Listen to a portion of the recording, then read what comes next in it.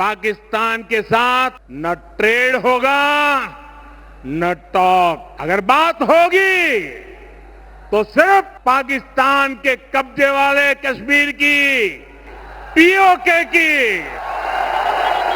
पाकिस्तान को भारत के हक का पानी नहीं मिलेगा। भारतीयों के खून से खेलना पाकिस्तान को महंगा पड़ेगा। ये भारत का संकल्प है और दुनिया की कोई ताकत हमें इस संकल्प से टिका नहीं सकती है। നമസ്തേ. പഹൽഗാമിൽ നിസ്സഹായരായ 26 സഞ്ചാരികളെ പാക് തീവ്രവാദികൾ മതം നോക്കി വെടിവെച്ചു കൊന്ന ദാരുണ സംഭവം ലോകമനസാക്ഷിയെ നൊമ്പരപ്പെടുത്തിയിട്ട് ഇന്നേക്ക് 1 മാസം തികയുമ്പോൾ നമ്മുടെ ആരാധ്യനായ പ്രധാനമന്ത്രി നരേന്ദ്രമോദി പാകിസ്ഥാന് താക്കീത് നൽകുന്നു. ഇത് പുതിയ ഭാരതമാണ്. ഭീകരതയ്ക്ക് മാപ്പില്ല. പാക് ഭീകരരുടെ വീട്ടിൽ കയറിയാണ് നെഞ്ചു തുളച്ചത്. നമ്മുടെ ചക്രവ്യൂഹം പാകിസ്ഥാനെ മുട്ടുകുത്തിച്ചു. ഭാരതീയ സൈന്യത്തിന് പൂർണ്ണ സ്വാതന്ത്ര്യം നൽകി.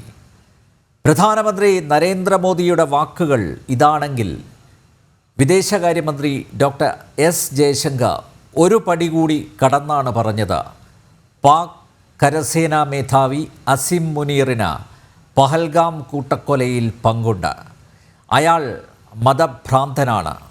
ഏറ്റവും ഒടുവിൽ വാർത്താസമ്മേളനത്തിൽ വിദേശകാര്യ മന്ത്രാലയത്തിൻ്റെ വക്താവ് ആവർത്തിച്ച് വ്യക്തമാക്കിയിരിക്കുന്നു, ഭീകരരെ വിട്ടുതരാതെ പാകിസ്ഥാനുമായി ചർച്ചയില്ല. ഭീകരതയും ഉഭയകക്ഷി ചർച്ചയും ഒരുമിച്ച് കൊണ്ടുപോകാനാവില്ല. അതെ, പ്രധാനമന്ത്രി വ്യക്തമാക്കിയതുപോലെ ഇത് പുതിയ ഭാരതമാണ്. നമുക്ക് ചർച്ച ചെയ്യാം. ബ്രിഗേഡിയർ നീഷെ ബാലൻ, BJP വക്താവ് അഡ്വക്കേറ്റ് ബി ഗോപാലകൃഷ്ണൻ, കോൺഗ്രസ് വക്താവ് ഡോക്ടർ GV ഹരി, വിദേശകാര്യ വിദഗ്ധൻ ഡോക്ടർ P അനിൽകുമാർ എന്നിവർ ചേരുന്നു. എല്ലാ അതിഥികളെയും ഈ സംവാദത്തിലേക്ക് സ്നേഹാദരങ്ങളോടെ സ്വാഗതം ചെയ്യുന്നു. ഒപ്പം പ്രേക്ഷകരെയും. ബ്രിഗേഡിയർ നീഷെ ബാലൻ, പഹൽഗാം കൂട്ടക്കൊല ഭാരതത്തിലെ 140 കോടി ജനങ്ങൾക്കും പൊറുക്കാവുന്നതല്ല ആ പാതകം. ആ ദുരന്തം സംഭവിച്ചിട്ട് ഇന്ന് 1 മാസം പൂർത്തിയാകുന്നു. രാജസ്ഥാനിലെ ബിക്കാനീറിൽ ഒരു പൊതുയോഗത്തെ അഭിസംബോധന ചെയ്യവേ നരേന്ദ്രമോദി പാകിസ്ഥാന് നൽകിയ താക്കീത്, ഭീകരവാദത്തോട് അവർ ഗുഡ് ബൈ പറയാതെ പാകിസ്ഥാനുമായി ഒരു ചർച്ച പോലും ഇല്ല എന്ന അടയാളപ്പെടുത്തലല്ലേ?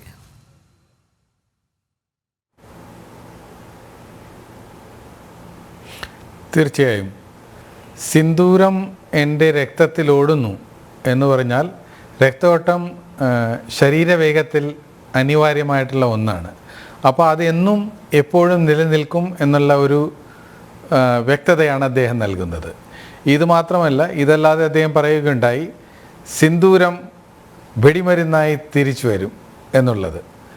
പിന്നെയും പറഞ്ഞത് പാകിസ്ഥാനുമായി യാതൊരു വിധത്തിലും ചർച്ചയില്ല, ചർച്ചയുണ്ടെങ്കിൽ അത് ജമ്മു കാശ്മീരിൻ്റെ ഏതോ ഭാഗം പാകിസ്ഥാൻ്റെ കയ്യിലാണോ അവർ കൈയടക്കി വെച്ചിരിക്കുന്നു, അതിനെപ്പറ്റി മാത്രമേ ചർച്ചയുണ്ടാവുകയുള്ളൂ എന്നുള്ളതാണ്. അങ്ങനെയും കുറച്ചുകൂടെ കാര്യങ്ങളൊക്കെ പറഞ്ഞിട്ടുണ്ട്. സിന്ധു നദി ജലക്കരാറിനെ പറ്റി അദ്ദേഹം ഒരു സൂചന നൽകി. അത് മുമ്പുള്ള സൂചനയിൽ നിന്ന് ചെറിയൊരു വ്യത്യാസം ഉണ്ട് എന്നുള്ളതാണ്. അത് പാകിസ്ഥാനൊരു താക്കീത് കൊടുക്കുന്നത് പോലെയാണ്. ഇന്ത്യ അർഹിക്കുന്ന ഈ വെള്ളം പാകിസ്ഥാന് കൊടുക്കില്ല എന്നുള്ളതാണ് പറഞ്ഞിരിക്കുന്നത്. അപ്പോൾ ഇന്ത്യ ഉപയോഗിക്കാതെ ഇരുന്ന കുറേ വെള്ളം സ്വാഭാവികമായും മഴക്കാലത്തോ അല്ലാത്ത സമയത്തോ പാകിസ്ഥാനിലേക്ക് പോയിക്കൊണ്ടിരുന്നു. അത് പൂർണ്ണമായും നിർത്തും. പക്ഷേ ഉത്തരഭാഗത്തുള്ള നദികളിൽ നിന്ന് വെള്ളം ഒരു പക്ഷേ കൊടുക്കാൻ ഒരു അവസരം ഉണ്ടാകും. ആ അവസരം സൃഷ്ടിക്കേണ്ടത് പാകിസ്ഥാൻ്റെ തന്നെ കടമയാണ് എന്നുള്ളതാണ്. അതുപോലെ നമ്മൾ വിദേശകാര്യമന്ത്രി പറഞ്ഞ കാര്യങ്ങളും നമ്മൾ ഒന്നുകൂടി സൂക്ഷ്മമായി പരീക്ഷിച്ചാൽ അതിനകത്ത് അദ്ദേഹം പറയുന്നുണ്ട്, ഇതിനകത്ത് മൂന്നാമതൊരു ശക്തിയുടെ അവർക്കൊരു റോളില്ല ഇതിനകത്ത്. അത് സ്പഷ്ടമായിട്ടുണ്ട്. അമേരിക്ക സംസാരിച്ചത് അമേരിക്കയിൽ നിന്ന് തന്നെ എന്നാണ് അദ്ദേഹം പറഞ്ഞത്. അതുപോലെ ഈ കാശ്മീരുമായിട്ടുള്ള സംഭാഷണത്തിൻ്റെ കാര്യങ്ങളും അദ്ദേഹം പറഞ്ഞു. അപ്പോൾ ഇതെല്ലാം നമ്മളെല്ലാം ഒന്നിച്ചെടുത്ത് അപഗ്രഥിക്കുകയാണെങ്കിൽ നമ്മൾക്ക് ഒരു നിലപാട് സ്പഷ്ടമായിട്ട് അദ്ദേഹം തരുന്നു എന്നുള്ളതാണ്, നമ്മുടെ രാജ്യം പാകിസ്ഥാന് കൊടുക്കുന്നു എന്നുള്ളതാണ്. ഭീകരവാദത്തിന് യാതൊരു മാപ്പ് നമ്മൾ കൊടുക്കുന്നതല്ല. നമ്മളുടെ പ്രതികരണം ഇത് ഇപ്പോൾ ചെയ്തതിനേക്കാളും കൂടുതലായിരിക്കും. അതുവരെയുള്ള ഈ മാർജിൻ എല്ലാം അവരുടെ പോയിരിക്കുന്നു എന്നുള്ള ക്ലിയർ ആയിട്ടുള്ള ഒരിതാണ്. അദ്ദേഹത്തിൻ്റെ വ്യംഗ്യാർത്ഥത്തിൽ ഒരു കാര്യം കൂടി അദ്ദേഹം പറഞ്ഞു, നമ്മൾ അങ്ങോട്ടും ഇങ്ങോട്ടുള്ള വ്യാപാരം അതിനെപ്പറ്റി സംസാരിക്കണമെങ്കിൽ ടെററിസ്റ്റ് ക്യാമ്പുകളെയെല്ലാം ടെററിസം എന്നുള്ള ഒരു പ്രസ്ഥാനത്തെ തന്നെ പാകിസ്ഥാന് ഉന്മൂലനം ചെയ്യേണ്ടിയിരിക്കുന്നു എന്നുള്ളതാണ്. അപ്പോൾ ഇതെല്ലാം ഒരു കമ്പോസിറ്റ് ആയിട്ടുള്ള, അതായത് വിപുലീകരിച്ച ഒരു രാഷ്ട്ര നയത്തിൻ്റെ പ്രതിഫലനമാണ് നമ്മൾ ഈ ഇന്നത്തെ സംസാരത്തിൽ കാണാൻ പറ്റിയത്. അതിലും ഉപരിയായിട്ട് നരേന്ദ്രമോദി പ്രധാനമന്ത്രിയുടെ ജീവിതത്തിലോ രാഷ്ട്രീയ കാര്യത്തിലോ വാക്യങ്ങളിലോ പ്രസ്താവനകളിലോ ഒരു യാദൃശ്ചികതമില്ല. ഇതെല്ലാം നേരത്തെ തന്നെ അദ്ദേഹം സങ്കല്പിച്ച് അതിനെ കൂലങ്കഷമായി ഓർത്തിട്ട് പലരുമായിട്ട് ചർച്ചയിട്ട് ഒരു നയം അദ്ദേഹം ഉണ്ടാക്കുന്നു. അപ്പോൾ അതിന് നമ്മൾ ഇപ്പോൾ കാണുന്നതല്ല, അതിന് 10, 25 അല്ലെങ്കിൽ 30 വർഷത്തെ മുന്നോക്കവും പുറകിലുള്ള കാര്യങ്ങളെല്ലാം കൂടി ഏകീകരിച്ചാണ് അദ്ദേഹം പറയുന്നത്. അപ്പോൾ നമ്മൾ ഉദാഹരണമായിട്ട് ഇപ്പോൾ ഏത് സ്ഥലത്ത് വെച്ചാണ് ഇത് നടന്നത്? രാജസ്ഥാനിലെ ബിക്കാനീർ ജില്ലയിലുള്ള കർണി അമ്പലത്തിൽ വെച്ചാണ്. കർണി അമ്പലം ഉണ്ട്, അവിടുത്തെ ദേവത ഉണ്ടായത് തന്നെ ഈ 1500, അതായത് 16-ാം നൂറ്റാണ്ടിൻ്റെ തുടക്കകാലത്താണ്. ഒന്നാം പാണിപ്പത്ത് യുദ്ധം കഴിഞ്ഞിട്ട് ആ സമയത്താണ് ഉണ്ടായത്. അതിനു മുമ്പ് ഇന്ത്യയിൽ നിന്നുള്ള ഈ കർണി അമ്പലത്തിൽ ഇപ്പോൾ വരുന്നവർ പാകിസ്ഥാനിലെ ഒരു അമ്പലമുണ്ട്. അതെവിടെയാണ്? ബലൂചിസ്ഥാനിൽ ഹിംഗ്ലാജ് എന്ന് പറയുന്ന സ്ഥലത്താണ് ഈ അമ്പലമുള്ളത്. ഈ അമ്പലം നമ്മുടെ ഐതിഹ്യത്തിലുള്ളതാണ്. അവിടെ ശ്രീരാമൻ വരെ പോയിട്ടുണ്ട്. ശ്രീരാമനും സീതയും ലക്ഷ്മണനും കുറച്ച് ആളുകൾ കൂടി ഹനുമാൻജി എന്ന് പോയിട്ടുള്ളതാണ് ഐതിഹ്യം പറയുന്നത്. ആ സ്ഥലത്തേക്ക് പോകാറുണ്ടായിരുന്നു. ഇത് 51 ശക്തി സ്ഥലങ്ങളിൽ ഒന്നാണ് ആ ഹിംഗ്ലാജ്. അതും ഈ കർണി അമ്പലമായിട്ട് ഒരു ഐതിഹ്യപരമായിട്ട് ഒരു ചങ്ങലയിൽ ബന്ധിക്കപ്പെട്ട ഇതാണ്. സ്വാതന്ത്ര്യം കഴിഞ്ഞിട്ട് അതിനു മുമ്പൊക്കെ 1.5 ലക്ഷത്തോളം ആളുകൾ പോകുമായിരുന്നു അവിടെ. ഇപ്പോൾ പോകാറില്ല. എന്ന് വന്നാലും അതിൻ്റെ ഒരു ധ്വനിയുണ്ട് ഇതിനകത്ത്. അപ്പോൾ എല്ലാം വളരെയധികം ആലോചിച്ച് തയ്യാറെടുത്തിട്ടുള്ള ഒരു പ്രസ്താവനയാണ്. അതിൻ്റെ കൂടെ തന്നെ അദ്ദേഹം വാണിജ്യപരമായിട്ടുള്ള രാഷ്ട്ര പുരോഗതിക്കുള്ള പല കാര്യങ്ങളും അവിടെ പറയാറുണ്ടായി. അതായത് രാജസ്ഥാൻ ഒരു അതിർത്തി സ്ഥലമാണ്. അവിടെ റെയിൽവേക്കും വൈദ്യുതിക്കും റോഡുകൾക്കും ഇങ്ങനെയുള്ള പല കാര്യങ്ങളുടെയും രാഷ്ട്രത്തിനുള്ള മൊത്തം ഒരു പ്രോഗ്രസീവായിട്ടുള്ള പുരോഗതിക്ക് വേണ്ടിയിട്ടുള്ള ഒരു 63,000 കോടിയോ എന്തോ ഒരു എമൗണ്ട്, അത്ര കൃത്യമായിട്ട് എനിക്ക് ഓർമ്മയില്ല, എന്നാലും ഒരു 6,300 കോടിയുടെ പ്രൊജക്റ്റ് എന്തോ അനൗൺസ് ചെയ്തിട്ടുണ്ട്. അത് പല സ്ഥലങ്ങളിലായിട്ട് പല വിധമാണ്. അതും ഒരു സന്ദേശമാണ്. നമ്മളിപ്പോൾ യുദ്ധം ചെയ്തു, യുദ്ധത്തിൻ്റെ എല്ലാ കാര്യങ്ങളും ഞങ്ങളുടെ കൺട്രോളിലായിരുന്നു. അത് കഴിഞ്ഞിട്ട് ഇനിയും നമ്മൾ സശക്തരായിരിക്കുന്നു. ഇനിയും നമ്മൾ എന്താണ് ചെയ്യേണ്ടതെന്നുള്ള ഒരു പട്ടിക നമ്മൾ നിരത്തി പാകിസ്ഥാനെ കാണിച്ചു കൊടുത്തിരിക്കുന്നു. നമ്മളുടെ നിബന്ധനകൾ എന്താണ്, ഇനിയും അവരുമായിട്ട് ഒന്നിച്ച് എന്തെങ്കിലും ചെയ്യണമെന്നുണ്ടെങ്കിൽ അത് വളരെ ക്ലിയറായിട്ട് പറഞ്ഞിട്ടുണ്ട്. മാത്രമല്ല അന്താരാഷ്ട്ര തലത്തിൽ ഇന്ത്യയുടെ ആഭ്യന്തര തലത്തിലും ഒരു പുരോഗതിക്ക് വേണ്ടിയാണ് ഇന്ത്യ നിൽക്കുന്നത് എന്നുള്ള ഒരു സന്ദേശവും അദ്ദേഹം ഈ പ്രസ്താവനകളിൽ ഈ ഡെവലപ്മെൻറ്റ് പ്രൊജക്ട്സ് അവിടെ പ്രഖ്യാപിക്കുന്നതിൽ കൂടി ഒരു സന്ദേശം നൽകുകയാണ് ചെയ്തിട്ടുള്ളത്. ഡോക്ടർ GV ഹരി, പ്രധാനമന്ത്രിയുടെ ഇന്നത്തെ ബിക്കാനീർ പ്രസംഗം കോൺഗ്രസ് എങ്ങനെയാണ് നോക്കിക്കാണുന്നത്? മാത്രമല്ല, ആമുഖത്തിൽ ഞാൻ പറഞ്ഞു, പഹൽഗാം കൂട്ടക്കൊല നടന്നിട്ട് 1 മാസം പൂർത്തിയാവുകയാണ്. പാകിസ്ഥാന് ശക്തമായ മുന്നറിയിപ്പ് നൽകുന്നു, താക്കീത് നൽകുന്നു. ഭീകരവാദം അവസാനിപ്പിക്കാതെ ഒരു തരത്തിലുള്ള ചർച്ചയ്ക്കും തയ്യാറല്ല. അഥവാ ഉഭയകക്ഷി ചർച്ച നടക്കുകയാണെങ്കിൽ അത് പാകിസ്ഥാൻ ഓക്കുപ്പൈഡ് ജമ്മു കാശ്മീരിനെ കുറിച്ച് മാത്രമാവും. മാത്രമല്ല, ഇന്ന് വിദേശകാര്യ മന്ത്രി S ജയശങ്കർ അദ്ദേഹം ഒരു ഗുരുതരമായിട്ടുള്ള ഒരു പരാമർശം നടത്തിയിരിക്കുന്നു. പഹൽഗാം കൂട്ടക്കൊലയിൽ അസിം മുനീറിന് പങ്കുണ്ട് എന്നാണ് പറഞ്ഞിരിക്കുന്നത്. മാത്രമല്ല അയാൾ മതഭ്രാന്തനാണ്, അദ്ദേഹമാണ് ഈ തീവ്രവാദികളെ ഇളക്കി വിട്ടത് എന്ന് പറയാതെ പറഞ്ഞിരിക്കുന്നു എസ് ജയശങ്കർ. അല്ലേ, നമ്മുടെ കോൺഗ്രസ് പാർട്ടിയുടെ പ്രഖ്യാപിതമായിട്ടുള്ള നിലപാട് നമ്മൾ പല ആവർത്തി പറഞ്ഞിട്ടുണ്ട്. രാജ്യത്തിൻ്റെ ഐക്യത്തിനും അഖണ്ഡതയ്ക്കും എന്നും അതിനുള്ള എല്ലാ പിന്തുണയും നൽകാൻ ബാധ്യസ്ഥമാണ് രാജ്യത്തെ കോൺഗ്രസ് പാർട്ടി. അതുകൊണ്ട് തന്നെ കോൺഗ്രസ് പാർട്ടിക്ക് സർക്കാർ എടുക്കുന്ന എല്ലാ നിലപാടുകളോടും വളരെ അനുകൂലമായിട്ടുള്ള ഒരു തീരുമാനമാണ് അല്ലെങ്കിൽ സപ്പോർട്ടാണ് നമ്മൾ നൽകിക്കൊണ്ടിരിക്കുന്നത്. ഏറ്റവും അവസാനമായി താങ്കൾക്കറിയാവുന്നതുപോലെ വിദേശ രാജ്യങ്ങളിൽ രാജ്യത്തെ പ്രതിനിധീകരിച്ചു പോകുന്ന സംഘത്തിൽ ഉൾപ്പെടെ കോൺഗ്രസിൻ്റെ പ്രതിനിധികൾ ഉണ്ടായിരുന്നു എന്നുള്ളത് താങ്കൾക്കറിയാവുന്ന കാര്യമാണ്. അപ്പോൾ അതുകൊണ്ട് കോൺഗ്രസ് പാർട്ടിയെ സംബന്ധിച്ചിടത്തോളം രാജ്യത്ത് മാത്രമല്ല ലോകത്ത് തീവ്രവാദവും വിഘടനവാദവും അവസാനിപ്പിക്കണം, ലോകത്ത് ശാന്തിയും സമാധാനവും നിലനിൽക്കണം. അതോടൊപ്പം തന്നെ പ്രത്യേകിച്ച് നമ്മുടെ രാജ്യം പുരോഗമനത്തിലേക്ക് പോകുമ്പോൾ ഇത്തരത്തിൽ രാജ്യത്തിൻ്റെ പുരോഗമനത്തിന് തടസ്സമായി നിൽക്കുന്ന തീവ്രവാദ പ്രവർത്തനങ്ങളെ അടിച്ചമർത്തുക എന്നൊരു സമീപനം തന്നെയാണ് എല്ലാ കാലത്തും കോൺഗ്രസ് പാർട്ടി സ്വീകരിച്ചിട്ടുള്ളത്. അപ്പോൾ അങ്ങനെയുള്ള ഒരു തീരുമാനമാണ് പൊതുവായിട്ട് നമ്മൾ എടുത്തിട്ടുള്ളതും അത് താങ്കൾക്കറിയാവുന്നതുമാണ്.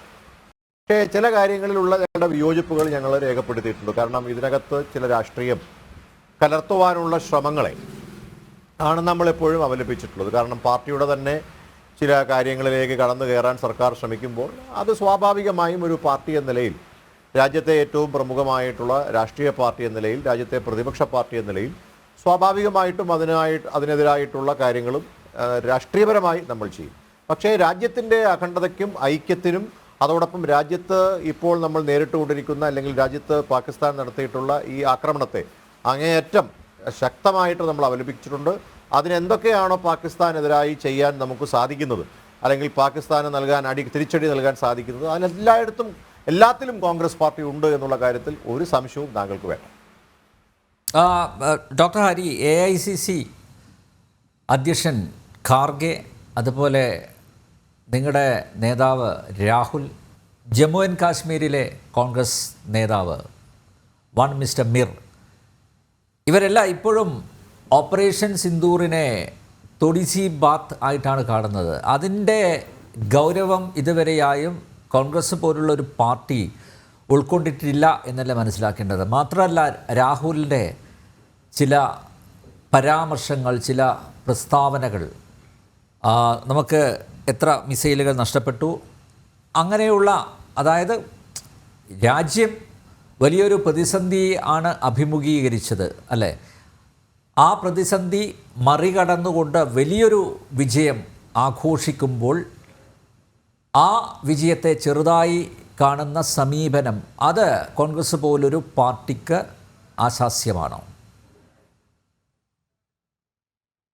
അല്ല, ഞാൻ പറയാൻ ആഗ്രഹിക്കുന്നത്, താങ്കൾ സൂചിപ്പിച്ച എൻ്റെ നേതാവ് ശ്രീ രാഹുൽ ഗാന്ധി, അദ്ദേഹം വെറും ഒരു MP അല്ല ഇപ്പോൾ എന്നുള്ളത് താങ്കൾ മറക്കുന്നു. ചില കാര്യത്തിൽ അദ്ദേഹത്തിന് അങ്ങയുടെ ചോദ്യങ്ങൾ കേൾക്കുമ്പോൾ എനിക്കും അങ്ങനെയാണ് തോന്നുന്നത്. അദ്ദേഹം രാജ്യത്തിൻ്റെ വെറും ഒരു MP മാത്രമല്ലെന്നും ഇപ്പോൾ അദ്ദേഹം രാജ്യത്തിൻ്റെ അതെ അത് അങ്ങേയടക്കമുള്ള ആളുകൾക്ക്, അത് ചിലരൊക്കെ പ്രത്യേകിച്ച് BJP-ക്കാർ മറന്നുപോയാൽ അതിനകത്ത് ഞങ്ങൾക്ക് പ്രയാസമില്ല. പക്ഷേ മാധ്യമപ്രവർത്തകരൊക്കെ അത് മറന്നു പോകുമ്പോൾ അതിനകത്ത് അല്പം പ്രയാസമുള്ളത് കൊണ്ടാണ് ഞാനത് ചൂണ്ടിക്കാണിച്ചത്. അല്ല, പക്ഷേ ഞാൻ പറയാൻ ആഗ്രഹിക്കുന്നത്, പ്രതിപക്ഷ നേതാവ് എന്ന പദവിയിലാണ് ഇരിക്കുന്നത് എന്ന കാര്യം അദ്ദേഹം വിസ്മരിക്കുന്നു പലപ്പോഴും. അത് അനിലിൻ്റെ ഒരു വീക്ഷണമായി മാത്രമേ ഞാൻ കാണുന്നുള്ളൂ. പക്ഷേ ഞാൻ പറയാൻ ആഗ്രഹിക്കുന്ന ഒരു പ്രധാനപ്പെട്ട കാര്യം, ശ്രീ രാഹുൽ ഗാന്ധി ചോദിച്ച ചോദ്യത്തിനകത്തൊരു തെറ്റുമില്ല എന്ന് വിചാരിക്കുന്ന ഒരാളാണ് ഞാൻ. അദ്ദേഹം ചോദിച്ചൊരു ചോദ്യം, ആ ചോദ്യത്തിന് ഉത്തരം പറഞ്ഞില്ലല്ലോ, ഇതുവരെയായിട്ടും ഒരു ഉത്തരം കിട്ടിയിട്ടില്ല എന്നുള്ളതാണ്. രണ്ട് കാര്യങ്ങളാണ് അദ്ദേഹം ചോദിച്ചത്. അത് അല്ല, അതാണ് ഞാൻ പറഞ്ഞത്. അതൊക്കെ മന്ത്രിയും അല്ലെങ്കിൽ ഗവൺമെൻറ്റിലുള്ള ആളുകളൊക്കെ അതിനെക്കുറിച്ച് ആലോചിക്കട്ടെ. പക്ഷേ ഒരു പ്രതിപക്ഷ നേതാവ് എന്ന നിലയിൽ ഈ രാജ്യത്തെ ജനങ്ങൾ അറിയാൻ ആഗ്രഹിക്കുന്ന ചോദ്യങ്ങളാണ് അദ്ദേഹം ചോദിച്ചിട്ടുള്ളത്.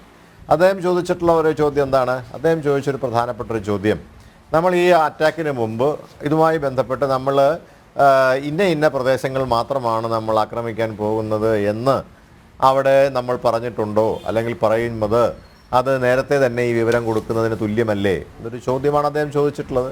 അത് എന്താണ് അതിൻ്റെ സ്ട്രാറ്റജി എന്നതിന് മനസ്സിലാക്കാൻ അദ്ദേഹത്തിന് ഉത്തരവാദിത്തമുണ്ട്. അദ്ദേഹം രാജ്യത്തിൻ്റെ പ്രതിപക്ഷ നേതാവാണ്. രണ്ട്, അദ്ദേഹം പറഞ്ഞു നമ്മുടെ ഈ നമ്മുടെ യുദ്ധത്തിൽ ഈ പറയുന്ന ആക്രമണത്തിലും പ്രത്യാക്രമണത്തിലും ഒക്കെ തന്നെ നമുക്ക് നമ്മുടെ വിമാനങ്ങളോ അല്ലെങ്കിൽ മറ്റ് സൈനികരോ അല്ലെങ്കിൽ മറ്റു കാര്യങ്ങളോ ഒക്കെ നഷ്ടപ്പെട്ടിട്ടുണ്ടോ എന്ന അദ്ദേഹത്തിൻ്റെ ഒരു ചോദ്യത്തിന് നേരിട്ട് അല്ലെങ്കിൽ അദ്ദേഹത്തിനോട് അല്ലെങ്കിൽ പരസ്യമായി പറയാൻ കഴിഞ്ഞില്ല എങ്കിൽ അദ്ദേഹത്തിനോട് പ്രതിപക്ഷ നേതാവ് എന്ന നിലയിൽ സ്വാഭാവികമായിട്ടും പറയാനുള്ള ഉത്തരവാദിത്തം ഉണ്ടല്ലോ.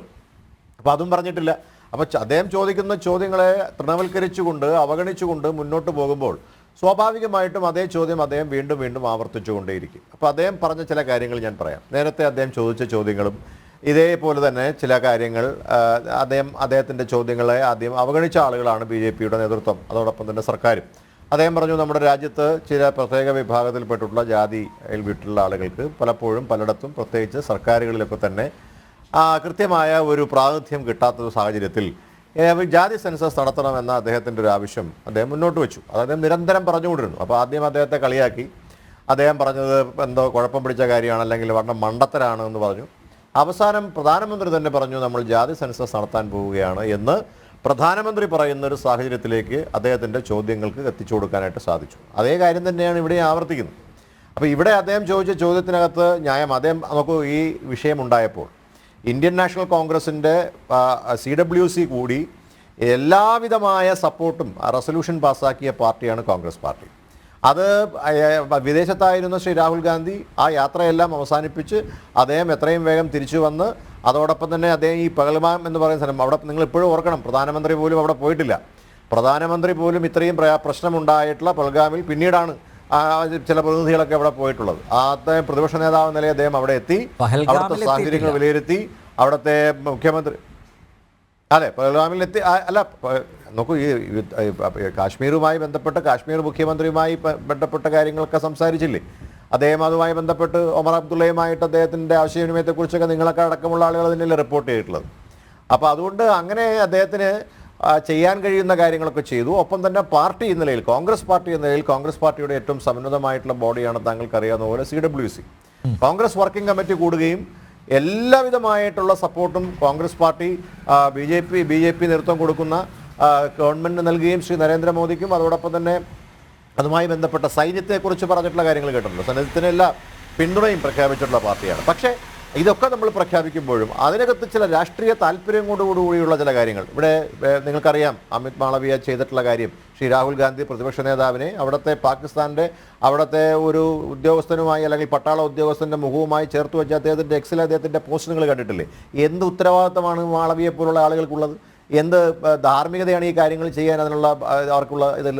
അപ്പോൾ രാജ്യത്തിൻ്റെ പ്രതിപക്ഷ നേതാവിനോട് നിങ്ങൾക്ക് എന്തുമാകാം, പക്ഷേ രാജ്യത്തിൻ്റെ പ്രധാനമന്ത്രിയോടോ അല്ലെങ്കിൽ ഇവിടുത്തെ ആഭ്യന്തര വകുപ്പ് മന്ത്രിയോടൊക്കെ ചില ചോദ്യങ്ങൾ ചോദിച്ചാൽ അല്ലെങ്കിൽ വിദേശകാര്യ വകുപ്പ് മന്ത്രിയോടൊക്കെ ചോദ്യങ്ങൾ ചോദിച്ചാൽ അത് തീവ്രവാദം, അതൊരു അതിനൊരു പറയുന്നത് അദ്ദേഹത്തെ അങ്ങനെ അദ്ദേഹത്തിന് നമ്മുടെ രാഷ്ട്രത്തോട് ആത്മാർത്ഥതയുണ്ടെങ്കിൽ അല്ലെങ്കിൽ അങ്ങേയറ്റം അദ്ദേഹം ഒരു രാജ്യസ്നേഹിയാണെങ്കിൽ ഇപ്പോൾ നോക്കൂ, ഈ ഓപ്പറേഷൻ സിന്ദൂർ അതിൻ്റെ വിജയം അത് ലോകരാഷ്ട്രങ്ങളെ അറിയിക്കാൻ ദൗത്യ സംഘങ്ങളെ അയക്കുകയാണല്ലോ അല്ലേ?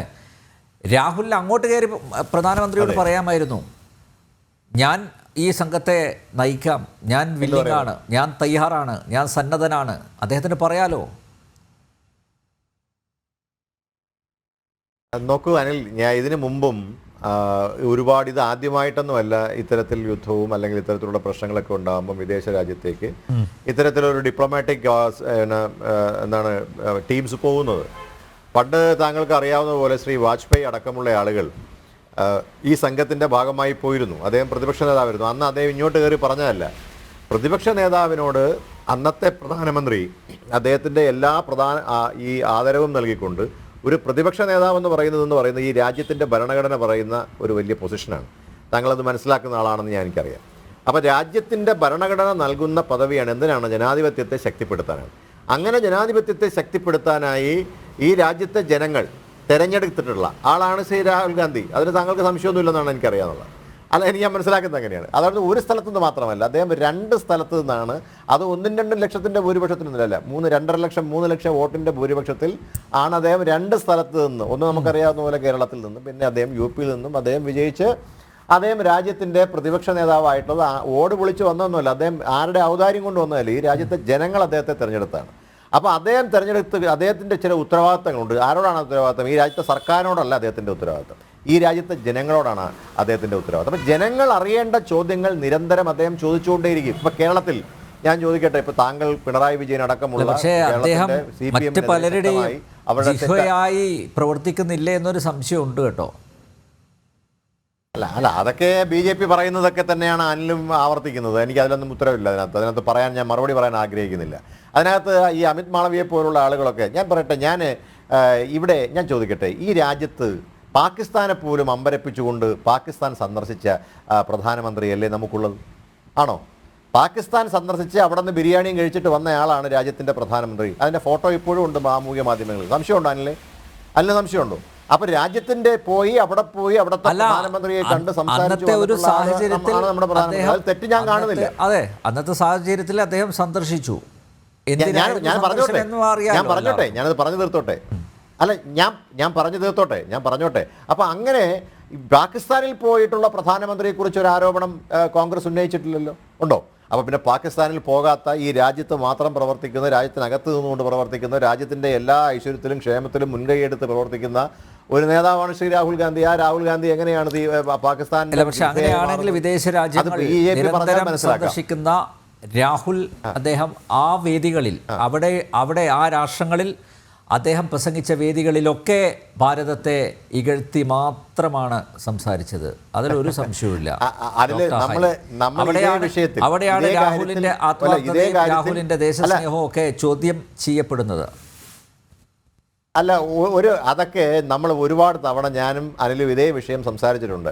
അതിനകത്ത് അങ്ങനെയാണെങ്കിൽ നിങ്ങൾ ആദ്യം കുറ്റം പറയേണ്ടത് രാജ്യത്തിൻ്റെ പ്രധാനമന്ത്രിയെ തന്നെയായിരിക്കും. കാരണം ഏറ്റവും കൂടുതൽ രാജ്യത്തെക്കുറിച്ച് ഏറ്റവും കൂടുതൽ മോശപ്പെട്ട വാക്കുകൾ അധിക്ഷേപത്തോടു കൂടി സംസാരിച്ച ആൾ അന്ന് അദ്ദേഹം ഗുജറാത്തിൻ്റെ മുഖ്യമന്ത്രി ആയിരുന്ന സമയത്ത് വിദേശത്ത് പോയിട്ട് അദ്ദേഹം തന്നെയാണ്. അതിൻ്റെ രേഖകൾ ഇവിടെ കിടപ്പുണ്ട്. ഇതൊക്കെ പണ്ടൊക്കെ ആണെങ്കിൽ നമുക്കില്ല എന്നൊക്കെ പറയാമായിരുന്നു. പക്ഷേ ഇതൊക്കെ ഇപ്പോഴും സാമൂഹ്യ മാധ്യമങ്ങളിൽ എപ്പോഴും വേണമെങ്കിലും നമുക്ക് കുത്തിപ്പൊക്കാവുന്ന കാര്യങ്ങളേ ഉള്ളൂ ഇതൊക്കെ. അതുകൊണ്ട് അല്ലേ ഒറ്റ കാര്യം ഞാൻ പറയാം, ഈ രാജ്യത്തിന് സ്വാതന്ത്ര്യം നേടിക്കൊടുത്ത പാർട്ടിയാണ് കോൺഗ്രസ് പാർട്ടി. ഈ രാജ്യത്തെ ഈ തരത്തിലേക്ക് വളർത്തിയെടുത്ത പാർട്ടിയാണ് കോൺഗ്രസ് പാർട്ടി. ഇപ്പോൾ 10 വർഷമായി അല്ലെങ്കിൽ 9 കൊല്ലക്കാലമായി നമ്മൾ അതെ 9 കഴിഞ്ഞ് 10 വർഷമായി അല്ല 11 വർഷക്കാലമായി രാജ്യത്തിൻ്റെ ഭരണത്തിലില്ല എന്നുള്ള യാഥാർത്ഥ്യം ഉൾക്കൊണ്ടുകൊണ്ട് പറയട്ടെ, ഭരണത്തിലിരിക്കുക മാത്രമല്ലല്ലോ കോൺഗ്രസ് പാർട്ടി എന്ന് പറയുന്നത്. ഈ രാജ്യത്തിൻ്റെ മുക്കിലും മൂലയിലും പ്രവർത്തിക്കാൻ കഴിയുന്ന, മുക്കിലും മൂലയിലും പ്രവർത്തനത്തിൻ്റെ പ്രവർത്തകരുള്ള പാർട്ടിയാണ് കോൺഗ്രസ് പാർട്ടി. അതിനകത്ത് ഇപ്പോഴും കോൺഗ്രസ് പാർട്ടിക്ക് ഒരു ക്ഷീണവും സംഭവിച്ചിട്ടില്ല.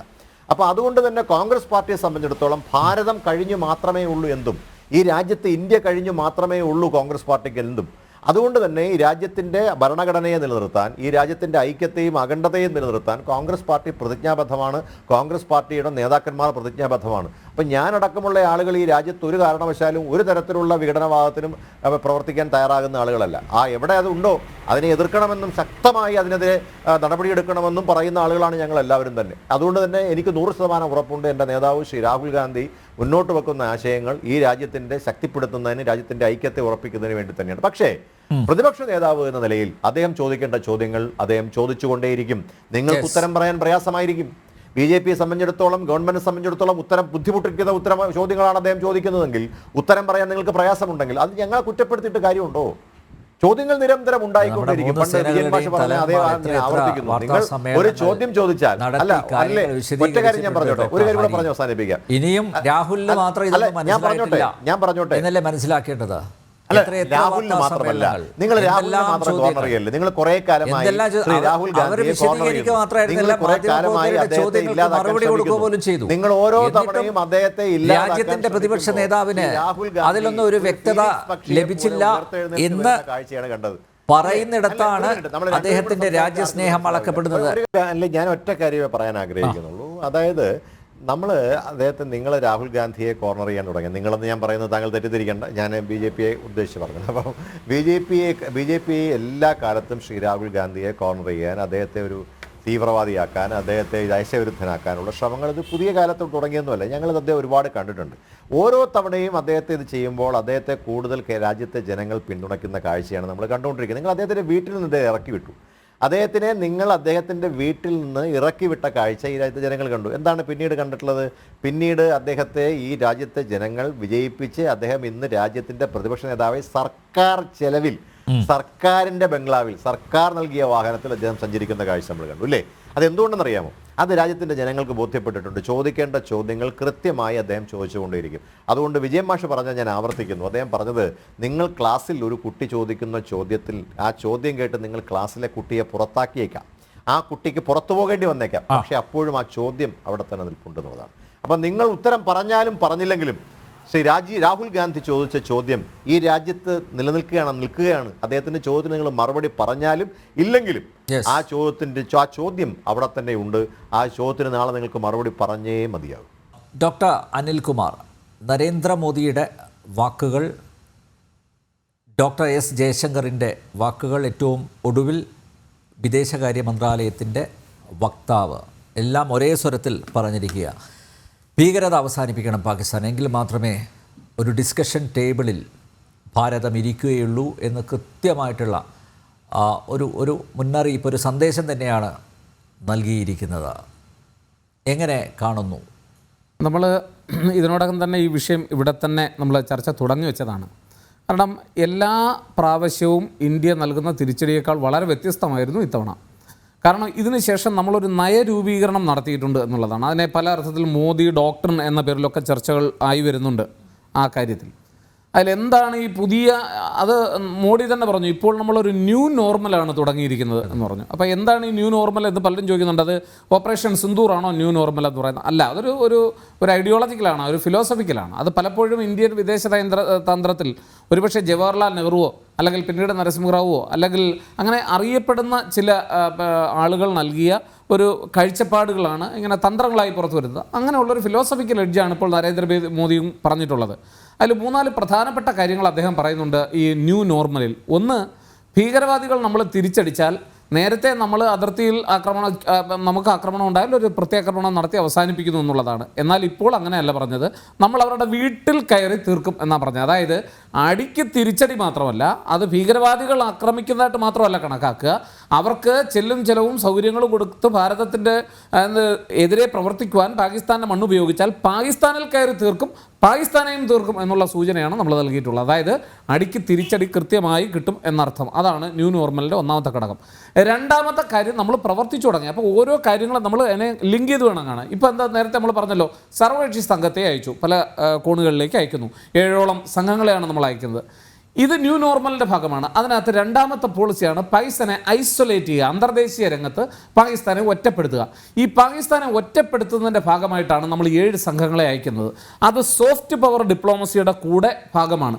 നമ്മളീ പറയുന്ന പണ്ടുള്ള ഈ ട്രാക്ക് ടു ഡിപ്ലോമസി എന്നൊക്കെ വേണമെങ്കിൽ നമുക്ക് പറയാം. അതിനകത്ത് അക്കാഡമിഷ്യൻസ് കാണും, രാഷ്ട്രീയ പ്രവർത്തകർ കാണും, പിന്നീട് പല തിങ്ക് ടാങ്കിൻ്റെ പ്രതിനിധികളൊക്കെ കാണും. ഇതിനെ കണ്ടിന്യൂസ് ആയിട്ട് ഇങ്ങനെ നടക്കും. അതുകൊണ്ടാണ് നമ്മൾ പറയുന്നത് ഓപ്പറേഷൻ സിന്ദൂർ അവസാനിക്കുന്നില്ല. അത് കേവലം ആയുധങ്ങളെടുത്തൊരു യുദ്ധം ചെയ്യൽ മാത്രമല്ല, നമുക്കെതിരെ സൃഷ്ടിക്കുന്ന അജണ്ടകളെ ഇല്ലാതാക്കുക, അന്തർദേശീയ രംഗത്ത് ഭാരതത്തിൻ്റെ യശസ് ഉയർത്തിപ്പിടിക്കുക, പാകിസ്ഥാൻ നിരന്തരമായി കൊണ്ടുവരുന്ന പൊള്ളയായ പ്രചരണങ്ങളുടെ മുനയൊടിക്കുക, ഇന്ത്യക്ക് കൂടുതൽ പൊതുസമ്മതി നേടിയെടുക്കുക, ഇന്ത്യ ഒരു ഒരു ഒരു മേജർ പവറാണെന്ന് ലോകത്തെ സെൻസിറ്റൈസ് ചെയ്യുക. ഇങ്ങനെ ധാരാളം കർത്തവ്യങ്ങൾ ഈ കമ്മിറ്റികൾ അല്ലെങ്കിൽ ഈ പറയുന്ന സംഘങ്ങളിൽ അടങ്ങിയിരിക്കുന്നു. അതാണ് രണ്ടാമത്തെ ന്യൂ നോർമൽ എന്ന് പറയുന്നത്, ഐസൊലേറ്റിംഗ് പാകിസ്ഥാനെ ഒറ്റപ്പെടുത്തുക. മൂന്നാമത്തെ ന്യൂ നോർമൽ എന്ന് നമ്മൾ പറയുന്നത്, നമ്മൾ ശക്തമായി, അതായത് നമുക്കുണ്ടാകുന്ന, അതായത് നിരന്തരമായി ന്യൂക്ലിയർ ബ്ലാക്ക് മെയിലിംഗ് നടന്ന പാകിസ്ഥാൻ്റെ ഇനി അത് ചിലവ് പോകില്ല എന്നും, അതായത് ഒരിക്കലും പാകിസ്ഥാൻ്റെ ന്യൂക്ലിയർ ബ്ലാക്ക് മെയിലിങ്ങിന് നമ്മൾ വിധേയമാകില്ലെന്നും, ശക്തിയായ സൈനിക ആക്രമണത്തിലൂടെ തന്നെ പ്രത്യാക്രമണത്തിലൂടെ തന്നെ നമ്മൾ മറുപടി പറയും. നമ്മളെപ്പോഴും ആക്രമണമല്ല നടത്തുക, നമ്മൾ പ്രത്യാക്രമണമേ നടത്താറുള്ളൂ, നമ്മൾ ആക്രമിക്കാറില്ല. അപ്പോൾ ആ പ്രത്യാക്രമണം നമ്മൾ ശക്തിപ്പെടുത്തും എന്നുള്ളതാണ് മറ്റൊരു പ്രധാനപ്പെട്ട കാര്യം. ഇനി നാലാമത്തെ ഏറ്റവും പ്രധാനപ്പെട്ട പോയിന്റ് എന്ന് പറയുന്നത് കണ്ടീഷണൽ എൻഗേജ്മെൻ്റ് ആണ്. പാകിസ്ഥാനിന് പഴയതിൻ്റെ കൂട്ട് കണ്ണടച്ച് കെട്ടിപ്പിടിക്കുന്ന പരിപാടിയില്ല. നമുക്കറിയാം, നമുക്കിത് പലതവണ സംഭവിച്ചിട്ടുണ്ട്. ലാഹോറിൽ ബസ് യാത്ര നടത്തുന്ന അതേ സമയം തന്നെ നമ്മുടെ നെഞ്ചിൽ കാർഗിലിൽ കുത്തി ഇറക്കുന്ന അല്ലെങ്കിൽ വെടിയുണ്ട എതിർക്കുന്ന കാഴ്ചകളാണ് നമ്മൾ കണ്ടത്. ഒരു വശത്ത് നമ്മളെ കെട്ടിപ്പിടിക്കുന്നു, മറുവശത്ത് ഭീകരവാദികളെ കയറ്റിവിടുന്നു. ഇന്ത്യ ഇപ്പോൾ പറഞ്ഞിരിക്കുന്നത് ഈ പരിപാടി ഇനി നടക്കില്ല, സിന്ധു നദീജല കരാറിനെ പോലെ ഇന്ത്യ ഇപ്പോൾ എടുത്ത തീരുമാനങ്ങൾ ഒന്നും തന്നെ പുനഃപരിശോധിക്കുന്ന പരിപാടിയില്ല എന്ന് വ്യക്തമാക്കി. അതായത് ഇന്ത്യ സാധാരണ ഒരു തീരുമാനമെടുത്ത് അല്ലെങ്കിൽ ഒരു യുദ്ധം നടത്തി ഒരുപാട് സൈനികരുടെ ജീവനും രക്തവും നഷ്ടപ്പെടുത്തി ഒരു നിശ്ചിത പ്രദേശം വരെ എത്തിയതിനു ശേഷം പതിവ് പല്ലവിയ സിംല കരാർ പോലെ അവസാനം ഒരു ഒത്തുതീർപ്പിലെത്തി തിരിച്ച് പഴയപടി പോയി നിൽക്കുന്ന പരിപാടി ഇനിയില്ല. എവിടെ എന്ത് കൊടുക്കുന്നു അത് വാങ്ങി വെച്ചോണം, അതിൽ നിന്ന് പിന്നോക്കം പോകുന്ന പരിപാടി ഇല്ല എന്ന് പറഞ്ഞു. നമ്മളൊന്ന് ആലോചിച്ച് നോക്കൂ, ഓപ്പറേഷൻ സിന്ദൂർ ഫസ്റ്റ് ഡേക്ക് ശേഷം നമ്മൾ പറഞ്ഞു നമ്മൾ നീതീകരിക്കത്തക്കവണ്ണം നമ്മൾ റിപ്ലൈ കൊടുത്തു, ഭീകരവാദ കേന്ദ്രങ്ങൾ ആക്രമിച്ചു. ഇവിടെ ഹരി സൂചിപ്പിച്ച ഒരു കാര്യം, ഞാനതിനെ ഒരു കുറ്റമായിട്ട് പറയുകയല്ല, ഒരു കാര്യം നമ്മൾ ചില കാര്യങ്ങൾ അക്കാദമിയെ വിലയിരുത്തുമ്പോൾ അതിനെ ഷാർപ്പായിട്ട് നോക്കുക. നമ്മൾ പാകിസ്ഥാനെതിരെ പ്രത്യാക്രമണം നടത്തിയപ്പോൾ എന്തുകൊണ്ട് പാകിസ്ഥാനെ അറിയിച്ചു എന്നുള്ളൊരു ചോദ്യം ചോദിച്ചു. അത് നമ്മൾ കൃത്യമായിട്ടൊന്ന് പഠിക്കണം.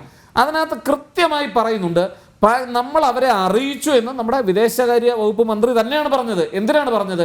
കാരണം നമ്മൾ വ്യക്തമാക്കിയത് പാകിസ്ഥാൻ ഇതിനകത്ത് നിന്ന് വേണമെങ്കിൽ വിട്ടു നിൽക്കാം പാകിസ്ഥാന്റെ സൈന്യത്തിന്. കാരണം ഞങ്ങളിപ്പോൾ ആക്രമണം നടത്താൻ നിങ്ങൾ തെറ്റിദ്ധരിക്കേണ്ട, ഒരു സൈനിക കേന്ദ്രത്തിനെതിരെയും ഞങ്ങൾ ഉന്നം വെക്കുന്നില്ല. നിങ്ങളുടെ സൈനിക കേന്ദ്രങ്ങളെ നശിപ്പിക്കുവാൻ ഞങ്ങൾ ഉദ്ദേശിക്കുന്നില്ല, നിങ്ങളുടെ സിവിലിയൻ കേന്ദ്രങ്ങളെ നശിപ്പിക്കുവാൻ ഞങ്ങൾ ഉദ്ദേശിക്കുന്നില്ല. ഞങ്ങളുടെ ആക്രമണം ഭീകരവാദികൾക്കെതിരെ മാത്രമാണ്. അതുകൊണ്ട് വേണമെങ്കിൽ നിങ്ങൾക്ക് വിട്ടുനിൽക്കാം ഈ ആക്രമണത്തിൽ നിന്ന്. ഇന്ത്യ അറിയിച്ചിട്ട് ആക്രമണം നടത്തുന്നുണ്ടോ എങ്കിൽ ഇന്ത്യ അവിടെ എത്ര ഫ്ലൈറ്റ് പോകുന്നോ അല്ലെങ്കിൽ ഇന്ത്യക്ക് അവിടെ എത്ര തിരിച്ചടി കിട്ടുമെന്നോ എന്നുള്ളതല്ല. അതാണ് ഇന്ത്യയുടെ ഫിലോസഫിക്കൽ ശക്തി എന്ന് പറയുന്നത്. നമുക്ക് കാര്യങ്ങൾ നടത്തുമ്പോൾ നമ്മൾ കാർഗിൽ യുദ്ധ സമയത്ത് ഇന്ത്യയുടെ മണ്ണിൽ നിന്നുകൊണ്ട് തന്നെ പാകിസ്ഥാനെ തോൽപ്പിക്കണമെന്ന് ആഗ്രഹിച്ചത് എന്തുകൊണ്ടാണ്? പാകിസ്ഥാന് കയറി ആക്രമിക്കാൻ നമുക്ക് പേടിയുണ്ടായിട്ടാണോ? അതോ അവർ ന്യൂക്ലിയർ ആയുധം വെച്ച് നമ്മളെ നശിപ്പിക്കും എന്നുള്ള പേടി കൊണ്ടാണോ? ഇതൊന്നും കൊണ്ടല്ല, അതൊരു നയമാണ്. അപ്പോൾ ആ നയം തന്നെയാണ് ഇന്ത്യ ഇവിടെയും പുലർത്തിയത്. ഇന്ത്യ പറഞ്ഞു, ഞങ്ങൾ ഈ ആക്രമണം നടത്തുന്നു, ഭീകരവാദികൾക്കെതിരെയാണ്, അതുകൊണ്ട് മിലിറ്ററി കരുതിയിരിക്കുക, ഞങ്ങൾ നിങ്ങളെ ഉന്നം വെക്കുന്നില്ല, പക്ഷെ നിങ്ങൾ ഇതിനകത്ത് ഇടപെട്ടാൽ തിരിച്ചടി ഉണ്ടാവും. ഇതാണ് ഇന്ത്യ കൃത്യമായിട്ട് കമ്മ്യൂണിക്കേറ്റ് ചെയ്തത്. പക്ഷെ പാകിസ്ഥാൻ അത് ഒരു എൻഗേജ്മെന്റ് ആയിട്ട് എടുക്കും. അതാണ് ഞാൻ പറഞ്ഞത്, ഇപ്പൊ ഇന്ത്യ ചെയ്യുന്നത് കണ്ടീഷണൽ എൻഗേജ്മെന്റ് ആണ്. പാകിസ്ഥാനുമായിട്ട് ഞങ്ങൾ സഹകരിക്കാൻ തയ്യാറാണ്, പക്ഷെ കണ്ടീഷൻസ് ഉണ്ട്. നിങ്ങൾ ഭീകരവാദം നിർത്തണം, നിങ്ങളുടെ ഇത്തരത്തിലുള്ള നിലപാടുകൾ അവസാനിപ്പിച്ചാൽ മാത്രമേ ഇന്ത്യ ദയോടുകൂടി പ്രവർത്തിക്കുന്നു എന്ന് ഞാൻ പറയാൻ കാരണം, ജവഹർലാൽ നെഹ്റുവിൻ്റെ കാലഘട്ടം മുതൽ വാജ്പേയിയുടെ കാലത്തായാലും നരസിംഹറാവുവിൻ്റെ കാലത്തായാലും ഇന്ദിരാഗാന്ധിയുടെ കാലത്തായാലും രാജീവ് ഗാന്ധിയുടെ കാലത്തായാലും ഇങ്ങോട്ട് വന്ന മുഴുവൻ ഭരണ സമയത്തും ഇന്ത്യയിൽ നിന്ന് കിട്ടിയ ദയയുടെ അടിസ്ഥാനത്തിൽ നിലനിന്നു പോയ ഒരു രാജ്യമാണ് പാകിസ്ഥാൻ എന്ന് ഞാൻ പറഞ്ഞാൽ ചിലപ്പോൾ സംശയം തോന്നും. അത് മനസ്സിലാകും അധികം വൈകാതെ. കാരണം സിന്ധു നദീജല കരാർ മാത്രം എടുത്തു നോക്കിയാൽ മതി, അന്തർദേശീയ രംഗത്ത് ഇത്രയധികം ക്രെഡിബിലിറ്റിയോടുകൂടി നിലനിന്ന ഒരു കരാറും ഇല്ല. അതൊരു പക്ഷേ അന്ന് ജവഹർലാൽ നെഹ്റുവും അയ്യൂബ് ഖാനും ഒക്കെ ചേർന്നുകൊണ്ട് ഈ കരാറൊക്കെ ഒപ്പുവെക്കുന്ന സമയത്ത് ധാരാളം കണ്ടീഷൻസ് ഒക്കെ പറഞ്ഞിട്ടുണ്ട്. എങ്കിലും ഇന്ത്യ അത് നിരന്തരമായി നമ്മൾ കാത്തു സൂക്ഷിച്ചു പോരുന്നു. നരേന്ദ്രമോദി പോലും വ്യക്തമായൊരു സൂചന നേരത്തെ കൊടുത്തിട്ടുണ്ട്. 14-ലും 18-ലും നമ്മൾ പറഞ്ഞു രക്തവും വെള്ളവും ഒരുമിച്ച് ഒഴുകുമെന്ന് പാകിസ്ഥാൻ കരുതേണ്ട എന്ന് പറഞ്ഞപ്പോൾ പല പത്രപ്രവർത്തകരും അല്ലാതെ വെച്ച് ഇതെന്താണ് പ്രധാനമന്ത്രി ഇങ്ങനെ പറയുന്നത് എന്ന്. പക്ഷെ ഇപ്പോഴാണത് മനസ്സിലായത്. ഇപ്പം നമ്മൾ പറഞ്ഞു സിന്ധു നദിയിലെ കരാറിൽ നിന്ന് ഇനി ഒന്നാമത്തെ ഓപ്പറേഷൻ സിന്ദൂർ കഴിഞ്ഞ് നമ്മൾ പറഞ്ഞു നമ്മളിതെല്ലാം നീതീകരിച്ചു, നമ്മൾ ഇനി ആക്രമണത്തിനില്ല, നമ്മൾ തീവ്രവാദികൾക്കെതിരെ ആക്രമിച്ചു, പക്ഷേ ഇനി അടിച്ചാൽ നമ്മൾ തിരിച്ചടി കൊടുക്കുമെന്ന് പറഞ്ഞു. എന്നിട്ട് നമ്മൾ ഒരു കാര്യം കൂടി പറഞ്ഞു, സിന്ധു നദിയിലെ കരാറിൽ നിന്ന് പിന്മാറുന്ന പ്രശ്നമില്ല. അതുപോലെ തന്നെ പാകിസ്ഥാനുമായിട്ടുള്ള ഉഭയകക്ഷി ബന്ധത്തിലെ നയതന്ത്ര പ്രതിനിധികളെയൊക്കെ തിരിച്ചു വിളിച്ചത് പുനഃപരിശോധിക്കുന്ന പരിപാടിയില്ല. ഈ രണ്ട് വാക്കുകളും കേട്ട ഉടനെ അതിൻ്റെ അന്ന് രാത്രി വീണ്ടും പാകിസ്ഥാൻ ആക്രമണം തുടങ്ങി. എന്തുകൊണ്ടാണ്? പാകിസ്ഥാൻ കരുതിയത് പഴയതുപോലെ നമുക്കൊരു ഒത്തുതീർപ്പ് ചർച്ചയ്ക്ക് പോയി സിന്ധു നദിയർ കരാറിൽ നിന്ന് ഇന്ത്യ പിന്മാറിയതിനെയൊക്കെ ഒന്ന് സോപ്പിട്ട് മയപ്പെടുത്തി കൊണ്ടുവരാമെന്ന് പാകിസ്ഥാൻ കരുതിയെങ്കിൽ തെറ്റി.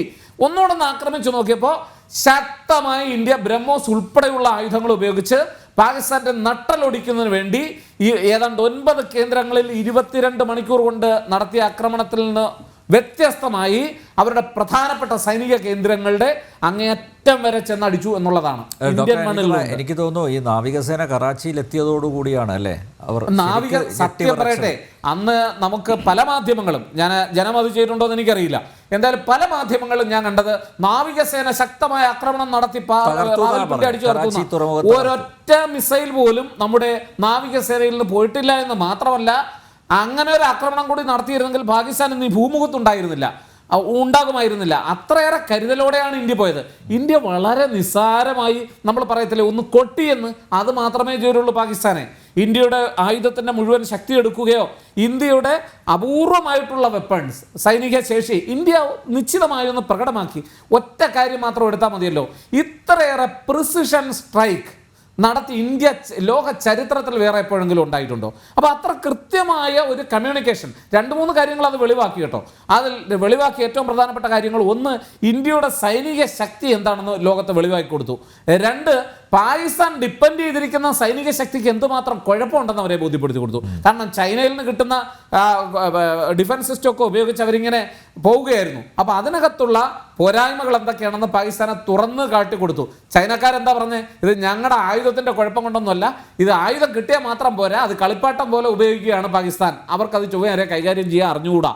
കാരണം ഇന്ത്യയിലേക്ക് അവരുടെ ഒരു മിസൈൽ പതിക്കാൻ ശ്രമിച്ചപ്പോൾ ഇന്ത്യയുടെ ഡിഫൻസ് സിസ്റ്റത്തിലുള്ളവർ പോലും അമ്പരന്ന് പോയി. കാരണം തികച്ചും അൺപ്രൊഫഷണൽ ആയിട്ടാണ് പാകിസ്ഥാൻ ആർമി അത് കൈകാര്യം ചെയ്തത്. അപ്പം അത്ര പ്രൊഫഷണൽ ആയിട്ടുള്ള ഇന്ത്യയുടെ ഒരു സൈന്യം ഇതൊക്കെ ട്രാക്ക് ചെയ്തിട്ടുണ്ട് എന്നുള്ളതാണ്. അപ്പം അതുകൊണ്ട് ഈ ന്യൂ നോർമൽ എന്ന് പറയുന്നത്, ഇപ്പം ഞാൻ 4 ഘടകങ്ങൾ പറഞ്ഞു, ഈ 4 ഘടകങ്ങൾ അടങ്ങുന്ന ന്യൂ നോർമലിനെ, അല്ലെങ്കിൽ മോദി ഡോക്ടറിനെ നമ്മൾ കാശ്മീരിൻ്റെ കാര്യത്തിൽ വിളിക്കുന്ന പുതിയ നയത്തെ വെച്ചുകൊണ്ടാണ് നമ്മൾ ലോക രാഷ്ട്രീയത്തെ കാണുന്നത്.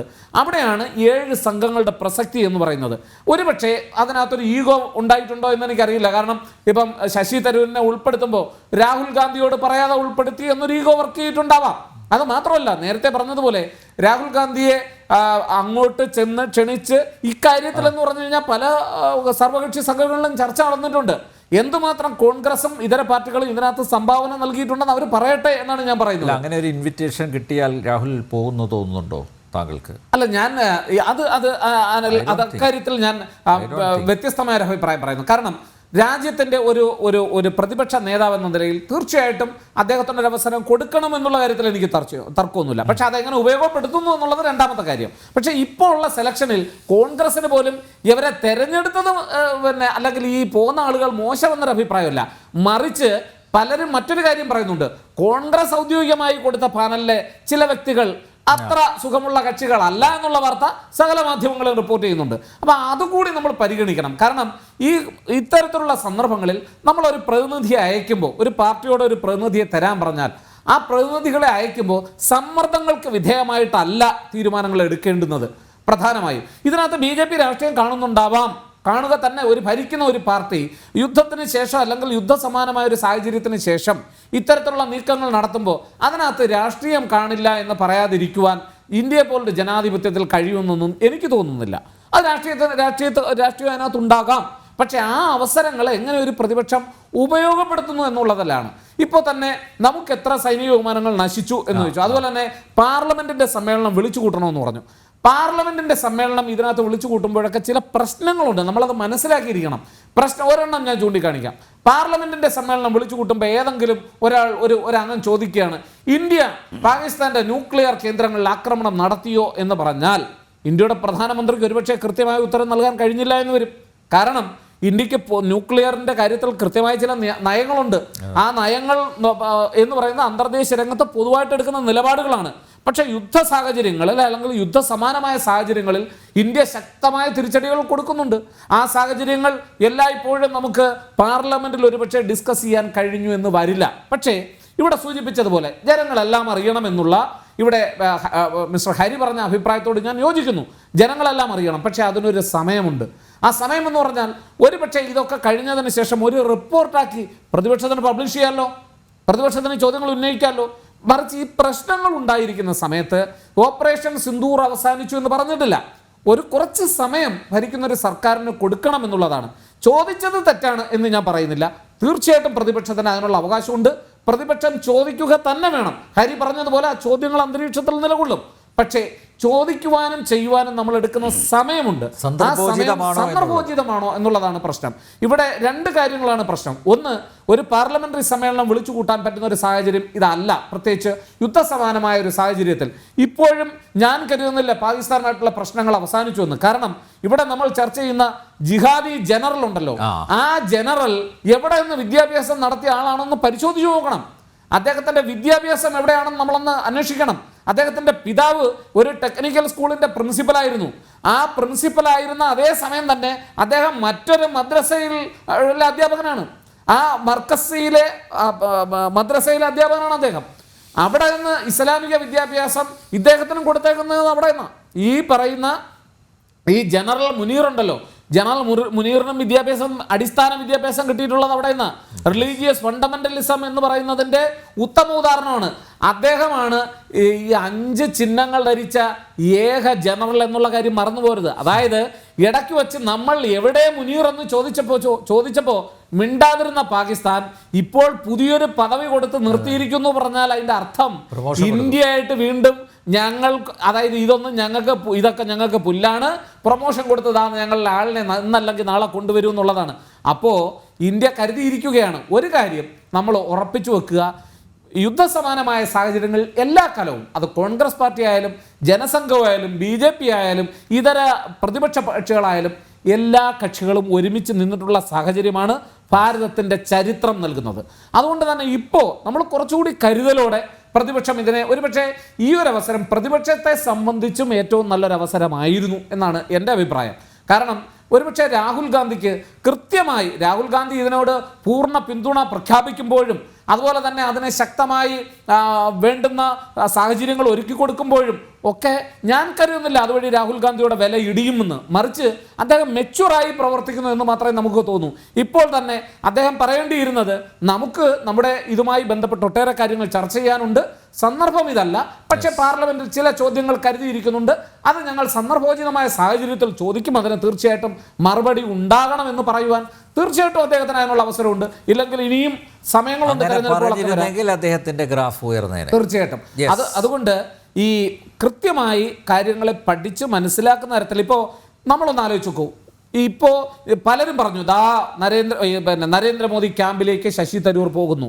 ശശി തരൂർ വളരെ വ്യക്തമായിട്ട് പറഞ്ഞു, ഞാൻ പോകുന്നില്ല, ഞാൻ കോൺഗ്രസ്സുകാരൻ തന്നെ, പക്ഷേ എൻ്റെ നിലപാട് ഇതാണ് എന്ന് പറഞ്ഞപ്പോൾ ശശി തരൂരിൻ്റെ നിലപാട് ഗ്രാഫ് കുറഞ്ഞതായിട്ട് ഞാൻ കരുതുന്നില്ല. ഒരു കാര്യം ശരിയാണ്, അദ്ദേഹം പാർട്ടി സൃഷ്ടിച്ചു കൊടുത്ത വളയത്തിനുള്ളിലൂടെ പോകണം എന്നാണ് കോൺഗ്രസ് പാർട്ടി കരുതുന്നതെങ്കിൽ അല്ലെങ്കിൽ കോൺഗ്രസ് പാർട്ടി പറയുന്നെങ്കിൽ അതനുസരിക്കാൻ അദ്ദേഹം ബാധ്യസ്ഥനാണ്. പക്ഷേ കോൺഗ്രസ് പാർട്ടി ഏത് വളയമാണ് കൊണ്ടിടുന്നത് എന്നുള്ളതാണ് പ്രശ്നം. അദ്ദേഹത്തെ നിയന്ത്രിക്കുവാൻ അദ്ദേഹത്തെ കൂടി മനസ്സിലാക്കണം. അദ്ദേഹം ലോകത്തോളം ഉയർന്നിട്ടുള്ള ഒരു ഇന്ത്യൻ പൗരനാണ്. അപ്പോൾ അദ്ദേഹത്തെ കൈകാര്യം ചെയ്യുമ്പോൾ അതിന് പറ്റിയ ഒരു വളയമായിരുന്നു കോൺഗ്രസ് പാർട്ടി ഉണ്ടാക്കേണ്ടിയിരുന്നത്. അതിന് പറ്റിയ വളയമല്ലാത്തത് കൊണ്ട് ശശി തരൂർ വളയം ചാടുന്നുണ്ടെങ്കിൽ അത് അദ്ദേഹത്തിൻ്റെ കുഴപ്പമല്ല, അത് പാർട്ടി ഉണ്ടാക്കിയ വളയത്തിൻ്റെ കുഴപ്പമാണ് നമ്മൾ തിരിച്ചറിയണം. മറ്റൊരു കാര്യം, ശശി തരൂർ എടുത്ത നിലപാട് എന്ന് പറയുന്നത് അദ്ദേഹം പറഞ്ഞ എന്താ, ഈ യുദ്ധസമാന സാഹചര്യത്തിൽ കാര്യങ്ങളൊക്കെ ഞാൻ പിന്നീട് പറയാം, അഭിപ്രായ വ്യത്യാസമുള്ള പല കാര്യങ്ങളുമുണ്ട്, പക്ഷേ യുദ്ധസമാന സാഹചര്യത്തിൽ ഞാൻ രാജ്യം ഒരു സേവനം ആവശ്യപ്പെട്ടു, ഞാനത് നിർവഹിക്കാൻ പോകുന്നു. രാഹുൽ ഗാന്ധി പറയേണ്ടിയിരുന്നത് തന്നെയാണ്, എനിക്ക് അഭിപ്രായ വ്യത്യാസങ്ങളുണ്ട്, ചെയ്യാൻ ഒട്ടേറെ പ്രശ്നങ്ങളുണ്ട്, നിങ്ങളുടെ ഈ തെരഞ്ഞെടുപ്പിൽ ഞാൻ യോജിക്കുന്നില്ല, അല്ലെങ്കിൽ പ്രതിപക്ഷവുമായി ചർച്ച ചെയ്തിട്ട് വേണം തീരുമാനിക്കാൻ, ആ അഭിപ്രായത്തോട് വിയോജിക്കുന്നു, പക്ഷേ ഈ സംഘത്തെ നയിക്കുന്നതിൽ മുൻപന്തിയിൽ ഞാൻ ഉണ്ടാകും എന്നായിരുന്നു രാഹുൽ ഗാന്ധി പറയേണ്ടിയിരുന്നത്. ഇതെന്റെ ഒരു അഭിപ്രായമാണ്, തീരുമാനങ്ങൾ എടുക്കാൻ എല്ലാവർക്കും അവകാശമുണ്ട്. ബ്രിഗേഡിയർ ബാലൻ, പഹൽഗാം കൂട്ടക്കൊലയിൽ പങ്കുണ്ട് എന്ന് ഭാരതത്തിൻ്റെ വിദേശകാര്യ മന്ത്രി ഡോക്ടർ S. ജയശങ്കർ പറയുന്ന ഈ ജിഹാദി ജനറൽ ഉണ്ടല്ലോ, അദ്ദേഹത്തിന് പ്രൊമോഷൻ കൊടുക്കുക വഴി പാകിസ്ഥാൻ നൽകുന്ന സൂചന എന്താണ്?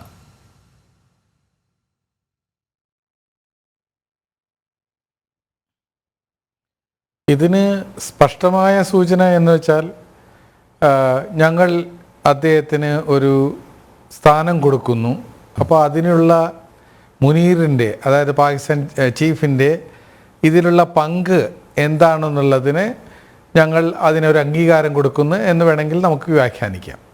പക്ഷേ വേറൊരു തലത്തിൽ പാകിസ്ഥാൻ്റെ അകത്ത് നിന്നുള്ള ഒരു ആന്തരിക പ്രശ്നങ്ങളുടെ വശത്ത് നിന്ന് നമ്മൾ ആലോചിക്കുകയാണെങ്കിൽ മുനീർ ഒരു പക്ഷേ പട്ടാള ഭരണം പിടിച്ചെടുക്കാനായിട്ടുള്ള ഒരു ശ്രമത്തിൽ നിന്ന് അങ്ങനെ ഒരു ഉദ്യമം ഉണ്ടാകാനാണെങ്കിൽ അതിൽ നിന്ന് അദ്ദേഹത്തെ പിന്തിരിപ്പിക്കാനായിട്ട് ഒരു ചെറിയ പ്രലോഭനം കൊടുത്തു എന്ന് വേണമെങ്കിലും ആക്കാം.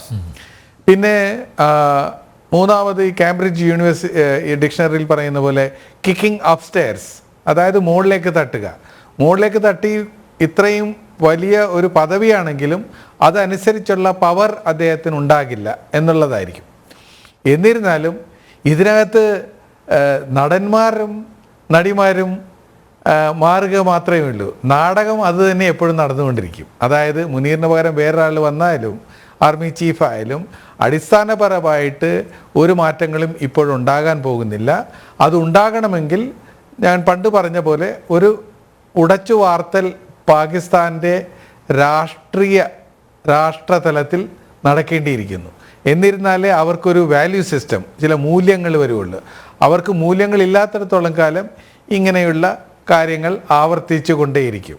അപ്പോൾ അതിനുവേണ്ടി നമ്മൾ തയ്യാറെടുത്തിരിക്കണം. അപ്പോൾ ഇപ്പോൾ നടന്ന ഈ യുദ്ധത്തിൻ്റെ കാര്യം കൂടി ഞാൻ പറയാൻ ആലോചിക്കുന്നു. ഈ നടന്മാർ മാറുമ്പോൾ അടുത്ത പ്രാവശ്യം അവർ ഇറക്കുന്ന നാടകവും വേറെ ആയിരിക്കും.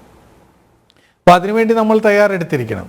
ഇപ്പോൾ ഒരു ചർച്ചയിൽ പറയുകയുണ്ടായി നമ്മൾക്ക് എന്തൊക്കെ നഷ്ടങ്ങളാണ് ഉണ്ടായിട്ടുള്ളത് എന്നുള്ളത്. ഞാൻ ആദ്യമായിട്ട് പറയുന്നത്, ഒരു വെടിനിർത്തൽ മാത്രമേ ഇപ്പോഴും പ്രാബല്യത്തിലുള്ളൂ.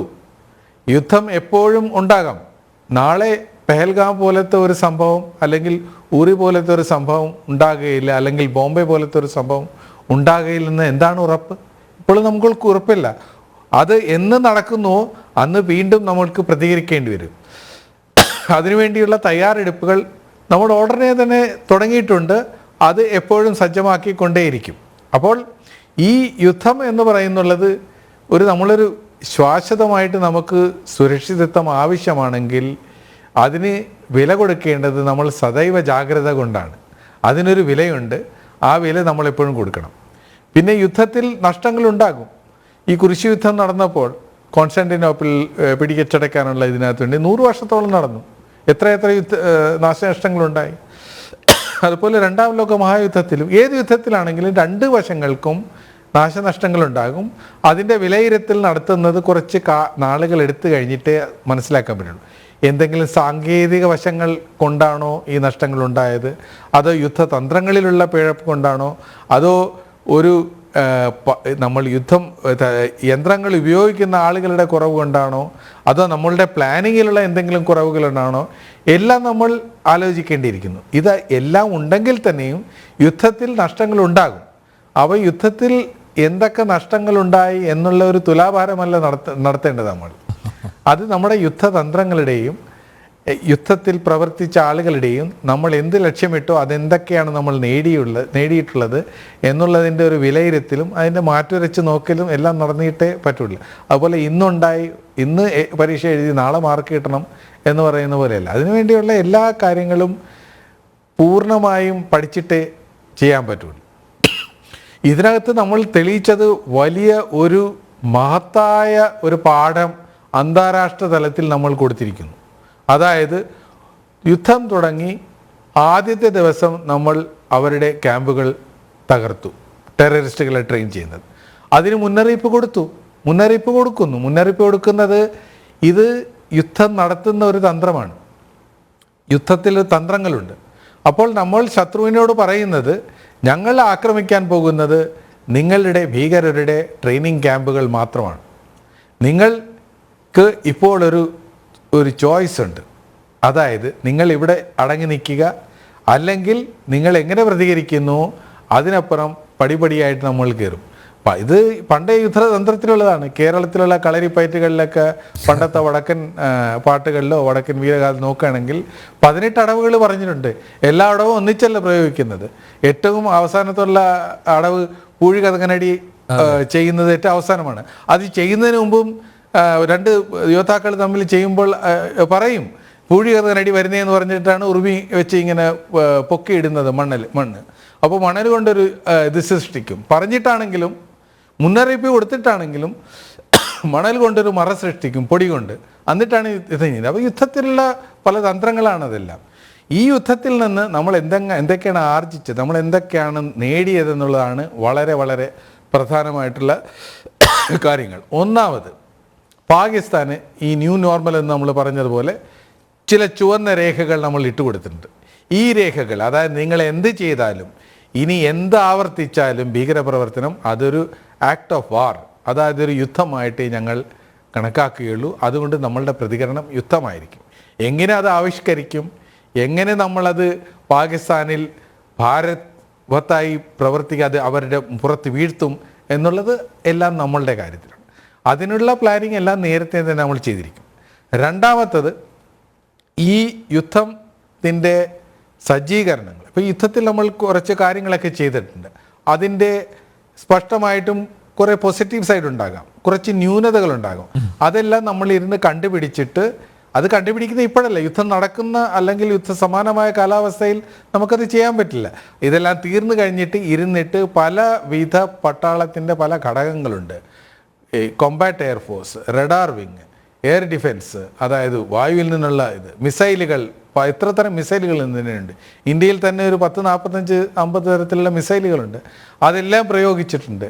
ഈ വായു എയർ ഡിഫൻസിനുള്ള പലതരം ഇതുണ്ട്, സാറ്റലൈറ്റിൻ്റെ ഇതുണ്ട്.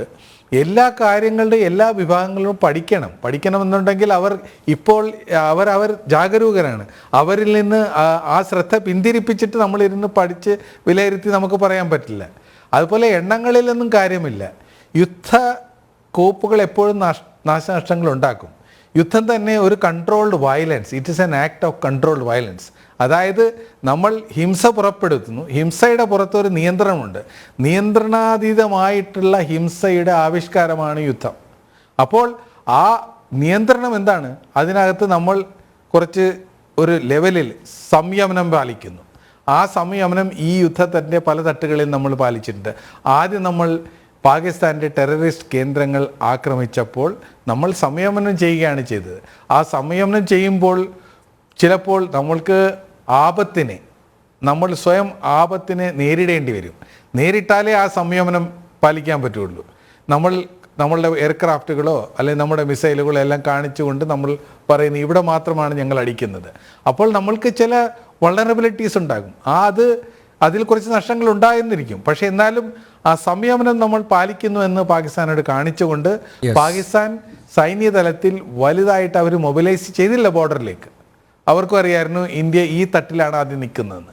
പിന്നെയാണ് നമ്മൾ ആ തട്ടിൽ നിന്ന് അവർ മാറി മറിഞ്ഞപ്പോൾ നമ്മൾ അടുത്ത അടവിട്ടത്. പിന്നെയാണ് മൂന്നാമത്തെ അടവിട്ട് ബ്രഹ്മോസ് മിസൈൽ 17 സ്ഥലങ്ങളിൽ ഇട്ടു. 13 വിമാനത്താവളങ്ങളെ ഉണ്ടായിരുന്നുള്ളൂ, എന്നാലും 17 സ്ഥലങ്ങളിൽ ഇട്ടു. ആ ബാക്കിയുള്ള 3-4 സ്ഥലങ്ങൾ ഏതാണെന്നുള്ളത് നമ്മൾ പറഞ്ഞിട്ടില്ല. അത് രാഷ്ട്ര രഹസ്യങ്ങളാണ്. അത് രാഷ്ട്രതന്ത്രങ്ങളും ഈ യുദ്ധതന്ത്രങ്ങൾ തമ്മിലുള്ള ഒരു ശൃംഖലയുമുണ്ട്. അതൊന്നും നമ്മൾ വെളിപ്പെടുത്താൻ ആഗ്രഹിക്കുന്നില്ല. എല്ലാത്തിനെ പറ്റിയും ആളുകൾ ചോദ്യം ചോദിച്ചാൽ എല്ലാത്തിനും ഉത്തരങ്ങളുണ്ടെങ്കിലും അത് പറഞ്ഞില്ലെന്നിരിക്കും. അത് പറഞ്ഞു കഴിഞ്ഞാൽ നമ്മളുടെ എല്ലാ കാര്യങ്ങളും ശത്രുവിനും വ്യക്തമാകും. അവർ അത് നമ്മൾ എങ്ങനെയാണ് ഓരോ കാര്യങ്ങൾ ചെയ്യുന്നത്, എങ്ങനെയാണ് അതിൻ്റെ സജ്ജീകരണങ്ങൾ നടത്തുന്നത് എന്നുള്ളതൊക്കെ അവർക്ക് മനസ്സിലാകും. അത് പുറത്തു വിടരുത് എന്നുള്ളതാണ്.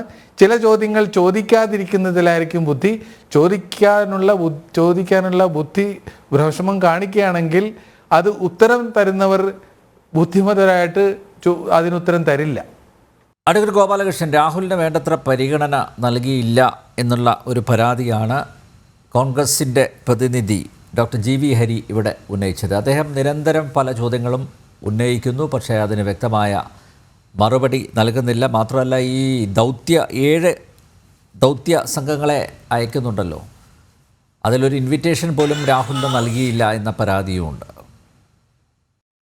വാസ്തവത്തിൽ രാഹുലിന് ഇൻവിറ്റേഷൻ കൊടുക്കുക എന്ന് പറയുന്നത് ഇന്നത്തെ അവസ്ഥയിൽ പാകിസ്ഥാൻ്റെ സൈന്യാധിപതി അസീം മുനീറിന് ഇൻവിറ്റേഷൻ കൊടുക്കുന്നത് പോലെയാണ്. കാരണം പാകിസ്ഥാൻ്റെ നാവായിട്ടാണ് രാഹുൽ ഗാന്ധി ഇന്ത്യയിൽ പറയുന്നത്, പ്രവർത്തിച്ചു കൊണ്ടിരിക്കുന്നത്. ഞാൻ ചോദിക്കട്ടെ, സൈന്യത്തോട് തെളിവ് ചോദിച്ച ആളുകളായിരുന്നു അന്ന് ഇതിനു മുമ്പുണ്ടായിട്ടുള്ള സൈന്യ ഓപ്പറേഷനിൽ, ആർമിയുടെ ഓപ്പറേഷനിൽ സൈന്യത്തോട് തെളിവ് ചോദിച്ചു. ഇപ്രാവശ്യം നമ്മൾ വിചാരിച്ചു സൈന്യത്തോട് തെളിവൊന്നും ചോദിക്കുന്നില്ല, കോൺഗ്രസ് ഒരു നിലപാടാണ് സ്വീകരിക്കുന്നതെന്ന്. കോൺഗ്രസ്സിലെ ശശി തരൂരടക്കമുള്ള പല ആളുകളും വളരെ വളരെ മച്ചുവേർഡായിട്ട് ദേശീയതയിൽ അടിയുറച്ച് നിന്നുകൊണ്ട് രാജ്യത്തിൻ്റെ ഒപ്പം രാജ്യസ്നേഹപരമായ സമീപനം സ്വീകരിക്കപ്പോൾ ഈ രാഹുൽ ഗാന്ധി എന്തൊക്കെയാണ് വിളിച്ചു പറയുന്നത്? അദ്ദേഹം ആദ്യം ചോദിച്ചത് എത്ര യുദ്ധവിമാനങ്ങൾ നഷ്ടപ്പെട്ടു, അതാണ് അദ്ദേഹത്തിൻ്റെ പ്രധാനപ്പെട്ട ചോദ്യം. എത്ര വിമാനത്താവളങ്ങൾ തകർത്തു, എത്ര പാകിസ്ഥാൻ സൈനികരെ കൊന്നു, എത്ര പഹൽഗാമിലെ ഭീകരവാദികൾ ആക്രമിച്ച ഏതാണ്ട് 26 പേരുടെ പേരും വിവരവും എടുത്ത് അവരുടെ വീടുകളിൽ പോയി കാണുക. ഇതൊന്നുമല്ല, ഒരേ ഒരാളെ കണ്ടിട്ടുള്ളൂ. അതാരാന്ന് ഞാൻ പറയേണ്ട ആവശ്യമില്ല, ജനം ചാനലിലെ നമ്പ്യാർക്കറിയാം. അപ്പോൾ വാസ്തവത്തിൽ എത്ര വിമാനം, ഇന്ത്യയുടെ എത്ര വിമാനം തകർന്നു, ഇതാണ് രാഹുൽ ഗാന്ധിക്ക് അറിയാനുള്ളത്. അപ്പം രാഹുൽ ഗാന്ധിയോട് പറഞ്ഞില്ല, എത്ര വിമാനം തകർന്നു എന്ന് പറഞ്ഞില്ല. ഇതാണ് ഒന്നാമത്തെ പ്രധാനപ്പെട്ട ഒരു ആരോപണം. രണ്ടാമത്തെ ആരോപണം എന്താ? രാഹുൽ ഗാന്ധി പറയുന്നത്, ജയശങ്കർ പറഞ്ഞു പാകിസ്ഥാനെ ആക്രമിക്കുന്നതിന് മുമ്പ് ഇന്ത്യ വിവരം കൊടുത്തു. പക്ഷെ എന്തൊരു വിഡ്ഢിത്തര! എൻ്റെ പൊന്നു ഹരി, ഒന്നുകിൽ ഈ മനുഷ്യനെ നിങ്ങൾ നിലയ്ക്ക് നിർത്ത്, വല്ല കാര്യമൊക്കെ പറഞ്ഞു കൊടുത്ത് മനസ്സിലാക്കി പഠിപ്പിക്കുക. രാഹുൽ ഗാന്ധി എന്ന് പറയുന്ന ഈ ഇന്ത്യയുടെ പ്രതിപക്ഷ നേതാവിന് ഒന്നുകിൽ വിവരം വേണം, അല്ലെങ്കിൽ കാര്യങ്ങൾ പറഞ്ഞ് അദ്ദേഹത്തെ ബോധ്യപ്പെടുത്തണം. ഞാൻ ചോദിക്കട്ടെ, എത്ര കൃത്യമായിട്ടുള്ള നിലപാടാണ് ആർമി എടുത്തത്? ആർമി വളരെ കൃത്യമായി തന്നെ പറഞ്ഞു, പാകിസ്ഥാൻ സൈനിക താവളത്തെയോ പാകിസ്ഥാൻ ആർമിയോ അല്ല ഞങ്ങൾ ആക്രമിക്കുന്നത്. We are going to fight against the ടെററിസ്റ്റുകളെയാണ്, ഭീകര കേന്ദ്രങ്ങളെയാണ്, ടെററിസ്റ്റ് സ്പോട്ടുകളെയാണ്. ഇത് വളരെ കൃത്യമാണ്. നമ്മൾ സൈനിക കേന്ദ്രങ്ങളെ ആക്രമിച്ചിട്ടില്ല, നമ്മൾ സൈനികരെ ആക്രമിച്ചിട്ടില്ല. ഇതൊക്കെ എല്ലാ വാറിലും, എല്ലാ തരത്തിലുള്ള ഇത്തരം അക്രമങ്ങളിലും ഇതേപോലത്തെ പക്കാ യുദ്ധമല്ലാത്ത സമയത്ത് ഇതൊക്കെ ഉണ്ടായിട്ടുണ്ട്. ഞാനൊരു പ്രധാനപ്പെട്ട ഉദാഹരണം താങ്കളോട് സൂചിപ്പിക്കാം. 1987 ജൂൺ 4 ജാഫ്നയിലേക്ക്, ഒരുപക്ഷെ ഇതിലുള്ള പല ആളുകൾക്കും, ഒരു ബ്രിഗേഡറൊക്കെ ഉണ്ടല്ലോ, അദ്ദേഹത്തിനൊക്കെ അറിയും, ജാഫ്നയിലേക്ക് ഇന്ത്യയുടെ മിലിറ്ററി പോയി. അതിന് പോകാനുള്ള കാരണം എന്താ? അതിന് കാരണം ശ്രീലങ്കയിലെ പ്രധാനപ്പെട്ട ചില നഗരങ്ങളെ മുഴുവനും, ജാഫ്ന മുഴുവനും വളഞ്ഞു. LTTEയുടെ ജാഫ്ന മുഴുവനും ശ്രീലങ്ക പട്ടാളം വളഞ്ഞു. എന്നിട്ട് അവർക്ക് വെള്ളം പോലും കൊടുക്കാതെ, ഭക്ഷണം പോലും കൊടുക്കാതെ, അവരെ എവിടെയും വിടാതെ അവരെ മുഴുവനും അങ്ങനെ വളഞ്ഞു. അങ്ങനെ വളഞ്ഞു നിൽക്കുന്ന സമയത്ത് തമിഴ്നാട്ടിലുള്ള ആളുകളാണ്, കേരളത്തിലെ തമിഴ്നാട്ടിൽ വലിയ പ്രശ്നമുണ്ടായി. അപ്പോൾ സ്വാഭാവികമായിട്ടും ഇന്ത്യ ഗവൺമെൻറ് ഇടപെടണം എന്ന് വന്നു. അങ്ങനെയാണ് ഓപ്പറേഷൻ പൂമാലൈ എന്ന് പറയുന്ന ഒരു സംഭവം ഉണ്ടായത്. രാഹുൽ ഗാന്ധിക്ക് ഇതൊക്കെ ഒന്ന് പറഞ്ഞു കൊടുക്കണം. ഈ ഓപ്പറേഷൻ പൂമാലൈ ഉണ്ടാവാനുള്ള കാരണം എന്താ? ജൂൺ 1 ബോട്ടിൽ പോയിരുന്നു നമ്മുടെ ആർമിയുടെ ആളുകൾ ഈ ജാഫ്നയിലേക്ക്. പക്ഷേ ശ്രീലങ്കയുടെ ആർമി വന്നിട്ട് നമ്മുടെ ആളുകളെ തടഞ്ഞു, അവിടേക്ക് പോകാൻ സാധ്യമല്ല എന്ന് പറഞ്ഞു. അങ്ങനെ ബോട്ടിൽ കൊണ്ടുപോയ ഭക്ഷണ സാധനങ്ങൾ, വെള്ളം, മെഡിസിൻ ഇതൊക്കെ തിരിച്ചു വന്നു. അപ്പോഴാണ് നമ്മുടെ ഗവൺമെൻറ്, അന്നത്തെ ഗവൺമെൻറ് ആരാ? ഈ രാഹുൽ ഗാന്ധിയുടെ അച്ഛൻ രാജീവ് ഗാന്ധി തീരുമാനമെടുത്തു, ഓപ്പറേഷൻ പൂമാലൈ. ആ ഓപ്പറേഷൻ പൂമാലൈ, അതായത് ജൂൺ 4 നടക്കുന്നതിൻ്റെ 5 മണിക്കാണത് നടക്കുന്നത്. 3 മണിക്ക് ഓപ്പറേഷൻ പൂമാലയുമായി ബന്ധപ്പെട്ട വിവരം ശ്രീലങ്കൻ സർക്കാരിന് കൊടുക്കുകയാണ്. ഞങ്ങൾ മരുന്നായി വരുന്നു, ഞങ്ങൾ വെള്ളമായി വരുന്നു, ഞങ്ങൾ ഭക്ഷണവുമായി വരുന്നു ജാഫ്നയിലെ തമിഴ്നാട്ടിലെ ആളുകൾക്ക്. ഞങ്ങളുടെ കൂടെ ഒരു മിറാഷ് ഫൈറ്റർ ഫ്ലൈറ്റ് ഉണ്ട്. ആ മിറാഷ് ഫൈറ്റർ ഫ്ലൈറ്റിൽ സൈന്യമുണ്ട്. ഏതെങ്കിലും തരത്തിൽ നിങ്ങൾ തടഞ്ഞാൽ, വെള്ളം കൊടുക്കാനും മരുന്ന് കൊടുക്കാനും വസ്ത്രം കൊടുക്കാനും ഭക്ഷണം കൊടുക്കുന്നതും ഞങ്ങളുടെ എയർഫോഴ്സ് വരുമ്പോൾ നിങ്ങൾ തടഞ്ഞാൽ, ഞങ്ങൾക്ക് നിങ്ങളെ ആ രീതിയിൽ തന്നെ നേരിടേണ്ടി വരും. ഇത് മുന്നറിയിപ്പ് 3 മണിക്ക് കൊടുത്തു. അങ്ങനെയാണ് 5 മണിക്ക് പോകുന്നത്. 5 മണിക്ക് പോയി ഇതൊക്കെ കൊടുത്ത് ആർമി തിരിച്ചു വന്നു. ഇവിടെ സൈന്യ ഉദ്യോഗസ്ഥനുണ്ട് എന്ന് ഞാൻ മനസ്സിലാക്കുന്നു. അദ്ദേഹത്തോട് ചോദിക്കൂ. ദാറ്റ് ഈസ് ഓപ്പറേഷൻ പൂമാലൈ. നേരിട്ടുള്ളൊരു യുദ്ധപ്രഖ്യാപനവും യുദ്ധവും നടക്കുന്നതിൻ്റെ ഇടയിൽ ഇതേപോലത്തെ ഒരു ഓപ്പറേഷനിൽ അങ്ങനെ അറിയിക്കും. അത് സ്വാഭാവികമായിട്ട്. ഇത് ആർമി തന്നെ പറഞ്ഞല്ലോ. ആദ്യത്തെ 9 കേന്ദ്രങ്ങൾ 22 മിനിറ്റിനുള്ളിൽ ഇന്ത്യ തകർത്ത് കഴിഞ്ഞപ്പോൾ നമ്മൾ സ്റ്റോപ്പ് ചെയ്തു. നമുക്കിനി ഒന്നുമില്ല. നമ്മളവരുടെ DGMോട് പറഞ്ഞു, ഞങ്ങൾ നിങ്ങളെ ആക്രമിച്ചതല്ല, ഞങ്ങൾ ടെററിസ്റ്റ് കേന്ദ്രങ്ങളെയാണ് ആക്രമിച്ചത്. അതുകൊണ്ട് ടെററിസ്റ്റ് കേന്ദ്രങ്ങളുമായിട്ടുള്ള നിങ്ങളുടെ ബന്ധം അവസാനിപ്പിക്കണം. ഞങ്ങൾ ആക്രമിച്ചു കഴിഞ്ഞു, നമുക്ക് നിർത്താം. പക്ഷെ നിർത്തിയില്ല. കാരണം നിർത്താൻ പറ്റില്ല.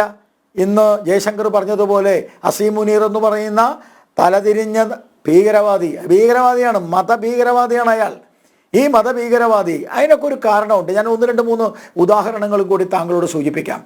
ഈ മതഭീകരവാദിയുടെ ഏപ്രിൽ മാസം 16-ാം തീയതിയിലെ പ്രസംഗം എന്തായിരുന്നു? ആ പ്രസംഗം ജിന്ന പറഞ്ഞതുമായി ബന്ധപ്പെട്ട ജിന്നയുടെ ഡയറക്റ്റ് ആക്ഷനിൽ അന്ന് സ്വാതന്ത്ര്യ സമരവുമായി ബന്ധപ്പെട്ട സമയത്ത് ജിന്നയുടെ ഡയറക്റ്റ് ആക്ഷനിൽ ജിന്ന പറഞ്ഞിരുന്നു, അതായത് മുസ്ലിങ്ങളും ഹിന്ദുക്കളും ഒരുമിച്ച് പോകില്ല. അവിടെ നിന്നാണ് ഡയറക്റ്റ് ആക്ഷൻ വരുന്നത്. അങ്ങനെയാണ് പാകിസ്ഥാൻ ഉണ്ടാവുന്നത്. അപ്പോൾ പാകിസ്ഥാൻ എന്ന് പറഞ്ഞാൽ അതൊരു ഹേറ്റ്, ഇന്ത്യ ഹേറ്റിൽ നിന്നാണ് പാകിസ്ഥാൻ ഉണ്ടാവുന്നത്. ഈ പാകിസ്ഥാൻ്റെ പ്രത്യേകത എന്താ? 34 വർഷം ഇന്ത്യയും പാകിസ്ഥാനും സ്വാതന്ത്ര്യം കിട്ടിയത് ഒരേ സമയത്താണെങ്കിലും 34 വർഷം പട്ടാളക്കാരാണ് ആ പാകിസ്ഥാനെ ഭരിച്ചത്. അതിനേക്കാൾ വലിയൊരു കാര്യം, വളരെ പ്രധാനപ്പെട്ട ഒരു കാര്യം ഞാൻ സൂചിപ്പിക്കാൻ ആഗ്രഹിക്കുന്നു. Every nation has army, but only one army has nation. അതാണ് പാകിസ്ഥാൻ. ലോകത്തെ എല്ലാ രാജ്യങ്ങൾക്കും ആർമി ഉണ്ട്, എന്നാൽ ആർമിക്ക് ഒരു രാജ്യമുള്ളത് പാകിസ്ഥാനാണ്.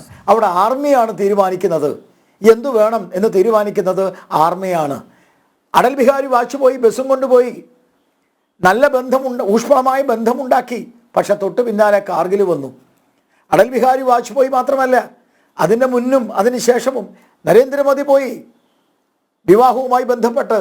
പക്ഷെ അതിനുശേഷം വീണ്ടും ഭീകരാക്രമണം ഉണ്ടായി. കാരണം എന്താ? കാരണം പാകിസ്ഥാനിലെ മാർക്കറ്റ് വളരെ ഇമ്പോർട്ടൻ്റ് ആയിട്ട് നമ്മൾ മനസ്സിലാക്കണം. പാകിസ്ഥാൻ്റെ സാമ്പത്തിക സ്ഥിതി, അവിടെ soldiers foundation, military foundation, retired ആയിട്ടുള്ള ആളുകൾ അടക്കമുള്ള ആളുകൾ, മിലിറ്ററി ഫൗണ്ടേഷനാണ് പാകിസ്ഥാൻ്റെ സാമ്പത്തിക സ്ഥിതിയുടെ 71% അവരുടെ കയ്യിലാണ്. അവർക്കാണ് മാർക്കറ്റിംഗ്, അവർക്കാണ് ഫാക്ടറി, അവരാണ് പാകിസ്ഥാൻ്റെ സാമ്പത്തിക സ്ഥിതിയെ നിലനിർത്തുന്നത്. അവിടെ ഗവൺമെൻറ്റിന് ഒരു വിലയുമില്ല.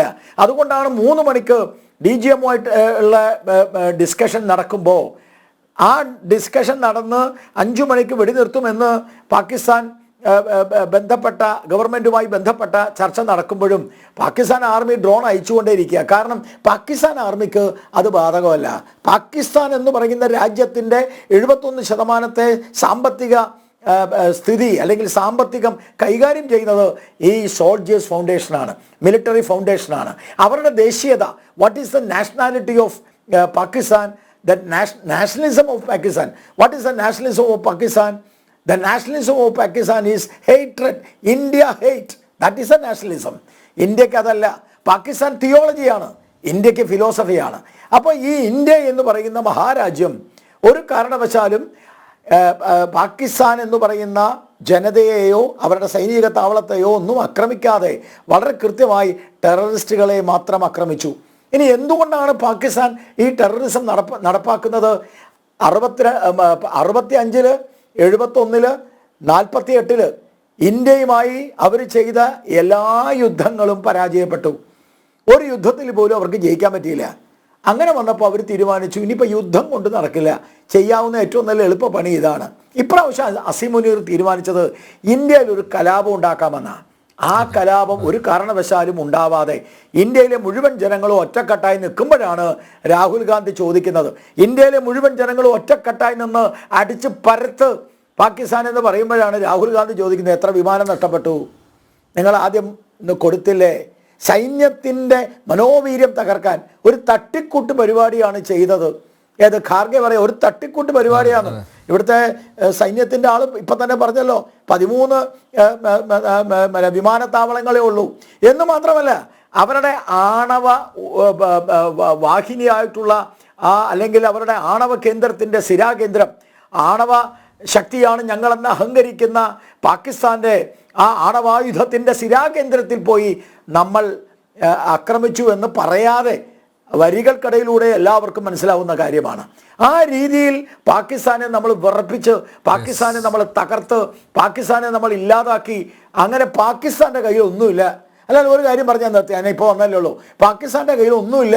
അപ്പോഴും ചോദിക്കുക എത്ര വിമാനം തകർന്നു. ഞാനപ്പോൾ തിരിച്ചൊരു ചോദ്യം കോൺഗ്രസിൻ്റെ നേതാവിനോട് ചോദിക്കാൻ പോവാം. അതിന് ഉത്തരം കോൺഗ്രസിൻ്റെ നേതാവ് ഹരി പറയണം, എൻ്റെ സുഹൃത്താണ്. 1971 എത്ര ടാങ്ക് നഷ്ടപ്പെട്ടു? 1971 എത്ര വിമാനം നഷ്ടപ്പെട്ടു? 1971 72-71 യുദ്ധത്തിൽ ഇന്ത്യൻ സൈനികരെ പാകിസ്ഥാൻ പിടിച്ചെടുത്തു, 43 പേര്. എന്തേ 99,000 പട്ടാളക്കാരെ, പാകിസ്ഥാൻ പട്ടാളക്കാരെ തിരിച്ചു കൊടുത്തില്ലേ? ഈ 43 പേര് ആ പാകിസ്ഥാന്റെ തടവറയിൽ പുഴുവരിച്ചാണ് മരിച്ചത്. എന്തേ തിരിച്ചു മേടിച്ചില്ല? എന്തേ തിരിച്ചു ചോദിച്ചില്ല? നിങ്ങൾ ആദ്യം രാഹുൽ ഗാന്ധിയോട് ചോദിക്ക്, 65-ലെ യുദ്ധത്തിൽ എന്ത് സംഭവിച്ചു? 48-ലെ യുദ്ധത്തിൽ എന്ത് സംഭവിച്ചു? എത്ര ഭൂമിയാണ് പാകിസ്ഥാന്റെ കയ്യിലേക്ക് കൊടുത്തത്? 48 കൊടുത്തില്ലേ? 71 കൊടുത്തില്ലേ? നിങ്ങൾ പാകിസ്ഥാന് ഏറ്റവും കൂടുതൽ ഇന്ത്യ തകർക്കുന്ന, ഇന്ത്യ ഹേറ്റ്രഡ്, ആ നാഷണലിസം ആക്കിയിട്ടുള്ള പാകിസ്ഥാന് ദ മോസ്റ്റ് ഫേവേർഡ് നാഷൻ എന്ന പദവി കൊടുത്തില്ലേ കോൺഗ്രസ്? എന്നിട്ട് ഇപ്പോൾ വന്നിരുന്ന് ചോദിക്കുകയാണ് എത്ര വിമാനം പോയി, എത്ര ആളുകൾ പോയി, എങ്ങനെ ഇതൊരു യുദ്ധമാണോ?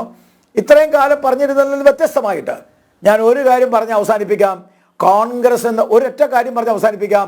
കോൺഗ്രസ് എന്ന് പറയുന്ന രാജ്യദ്രോഹത്തിന്റെ പ്രസ്ഥാനമായി, പാകിസ്ഥാന്റെ നാവായി, പാകിസ്ഥാന്റെ സമീപനമായി മാറിക്കൊണ്ടിരിക്കുകയാണ്. നിങ്ങൾക്കുള്ളതും കൂടി ഇല്ലാതാവാൻ പോവാണ് ഇന്ത്യയിൽ. വേണമെങ്കിൽ രാഹുൽ ഗാന്ധിക്ക് ഇതൊക്കെ പറഞ്ഞ് മനസ്സിലാക്കി കൊടുക്കാനുള്ള സാമാന്യ ബോധം ശശി തരൂരിനെ പോലുള്ള ആളുകൾക്കുണ്ട്. അദ്ദേഹത്തെ പോലും അംഗീകരിക്കുന്നില്ല. ഞാൻ ചോദിക്കട്ടെ, നിങ്ങൾ 59 പേര് പോയില്ലേ? കുറെ കോൺഗ്രസ്സുകാർ പോയിട്ടില്ലേ? നിങ്ങൾക്ക് എത്ര വിമാനം തകർക്കപ്പെട്ടു എന്ന് ഈ രാഹുൽ ഗാന്ധി ചോദിക്കുമ്പോൾ നാളെ വിദേശത്തേക്ക് പോകുന്ന പ്രതിനിധികളോട് അവർ ചോദിക്കില്ലേ, നിങ്ങളുടെ പ്രതിപക്ഷ നേതാവ് എത്ര വിമാനം തകർന്നു പോയി എന്ന് ചോദിച്ചു? അതിനാദ്യം നിങ്ങൾ ഉത്തരം പറ. എന്നിട്ട് നിങ്ങൾ ഇവിടെ വന്ന് പറയാൻ പറയില്ലേ? നിങ്ങളുടെ കോൺഗ്രസിൻ്റെ ആളുകൾ അവിടെ പോയിട്ട് ഞങ്ങളുടെ വിമാനം പോയി എന്ന് പറയുമോ? പറഞ്ഞയച്ചിരിക്കുന്നത് എന്തിനാ? അപ്പം രാഹുൽ ഗാന്ധിയോട് അല്ലെങ്കിൽ കോൺഗ്രസിൻ്റെ നേതാക്കന്മാരോട് രാജ്യത്തെക്കുറിച്ച് ഒന്ന് ചിന്തിക്കാൻ പറ.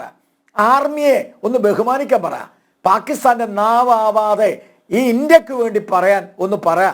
നിങ്ങൾ കോൺഗ്രസ്സുകാരെ നേരത്തെ ഞാൻ എന്തോ കേട്ടു, കോൺഗ്രസ്സുകാരെന്ന് പറഞ്ഞാൽ ഇന്ത്യക്ക് വേണ്ടി നിന്നവരല്ലേ? ഇന്ത്യക്ക് വേണ്ടി നിൽക്കുന്നവരെ എല്ലാ കാലത്തും ഇന്ത്യക്ക് നിൽക്കണം. സ്വാതന്ത്ര്യ സമരത്തിന് മുമ്പുള്ള കോൺഗ്രസ് അല്ല ഇത്. ഇന്ത്യയുടെ ഭൂമി വിറ്റവര്, ഇന്ത്യയുടെ ഭടനായകന്മാരെ എതിരാളികൾക്ക് കൊടുത്തവര്, ഇന്ത്യ തകർത്തവര്, അവരുടെ പര്യായമായി അവസാനം കോൺഗ്രസ് മാറുന്നു എന്ന ദൗർഭാഗ്യകരമായ അവസ്ഥയിലാണ് രാഹുൽ ഗാന്ധിയുടെ ഇന്നത്തെ ചോദ്യങ്ങളും ഇന്നത്തെ സമീപനങ്ങളും. അതുകൊണ്ട് ഇൻവിറ്റേഷൻ കൊടുക്കാൻ സൗകര്യമില്ല എന്നങ്ങോട്ട് തീരുമാനിച്ചോട്ടെ. ഡോക്ടർ ഹരി, സമയപരിമിതി ഉള്ളതുകൊണ്ട് ഞാനായിട്ട് ചോദ്യങ്ങളൊന്നും ചോദിക്കുന്നില്ല. അഡ്വക്കേറ്റ് ഗോപാലകൃഷ്ണൻ ഉന്നയിച്ച ചോദ്യങ്ങൾക്ക് മറുപടി പറയാം പെട്ടെന്ന്. ആദ്യം തന്നെ പറയാൻ ആഗ്രഹിക്കുന്നത്, അഡ്വക്കേറ്റ് ഗോപാലകൃഷ്ണൻ്റെയോ BJPയുടെയോ സർട്ടിഫിക്കറ്റ് രാജ്യത്തിൻ്റെ പ്രതിപക്ഷ നേതാവ് രാഹുൽ ഗാന്ധിക്ക് ആവശ്യമില്ല. അത് നിങ്ങൾ മുടക്കി കൈ വെച്ചിരുന്നാൽ മതി. ഞങ്ങളെ സംബന്ധിച്ചിടത്തോളം സർട്ടിഫിക്കറ്റ് തരുന്നില്ല, ചോദ്യങ്ങൾക്ക് ഉത്തരം തന്നാൽ മതി. അല്ല, സർട്ടിഫിക്കറ്റ് വേണ്ടെന്നാ പറഞ്ഞത്. തന്നാലും വേണ്ടെന്നായി പറഞ്ഞുകൊണ്ടിരിക്കുന്നത്. അല്ല, ഞാൻ പറഞ്ഞോട്ടെ, അനിൽ തന്നെ പറഞ്ഞ സമയമില്ല, ഞാൻ പറഞ്ഞോട്ടെ. അദ്ദേഹം 3ാമത്തെ യുദ്ധത്തെക്കുറിച്ചാണ് ചോദിച്ചത്. ഇൻഡോ പാക് തരുന്നില്ല, തുടങ്ങിയിട്ടുള്ള കാര്യങ്ങളൊക്കെ അദ്ദേഹം ചോദിച്ചു. അല്ല, ഞാൻ വേണ്ട, നിങ്ങളുടെ ഇൻവിറ്റേഷൻ വേണ്ടെന്ന്. നിങ്ങളുടെ ഇൻവിറ്റേഷൻ വേണ്ട, ഞങ്ങൾക്ക് നിങ്ങളുടെ ഇൻവിറ്റേഷൻ ആവശ്യമില്ല. അപ്പോൾ 1971 എന്താണ് രാജ്യത്ത് ഉണ്ടായിരുന്ന സ്ട്രാറ്റജി, രാജ്യത്ത് എന്തൊക്കെ യുദ്ധമുറകൾ നമ്മൾ സ്വീകരിച്ചു തുടങ്ങിയൊക്കെ അങ്ങയുടെ റെഫറൻസിന് വേണ്ടിയിട്ട് ഞാൻ പറയുകയാണ്. വിക്കിപീഡിയ മാത്രം നോക്കിയാൽ മതി. അതിനകത്ത് ഈ രാജ്യത്ത് ഇതുവരെ നടന്നിട്ടുള്ള യുദ്ധങ്ങളെക്കുറിച്ചും തന്ത്രങ്ങളെക്കുറിച്ചും ആരൊക്കെ പങ്കെടുത്തു, എന്തൊക്കെ നഷ്ടപ്പെട്ടു, കാര്യങ്ങളൊക്കെ കൃത്യമായിട്ട് എഴുതിയിട്ടുണ്ട്. അതുകൊണ്ട് അതൊക്കെ ഓപ്പണാണ്. ചില കാര്യങ്ങൾ ഇപ്പോൾ ബ്രിഗേഡിയർ ഇവിടെ സൂചിപ്പിച്ചതുപോലെ ചില കാര്യങ്ങൾ പറയാൻ കഴിയില്ല എന്നുള്ളത് ഞങ്ങൾക്ക് നല്ല ഉത്തമ. ചില കാര്യങ്ങൾ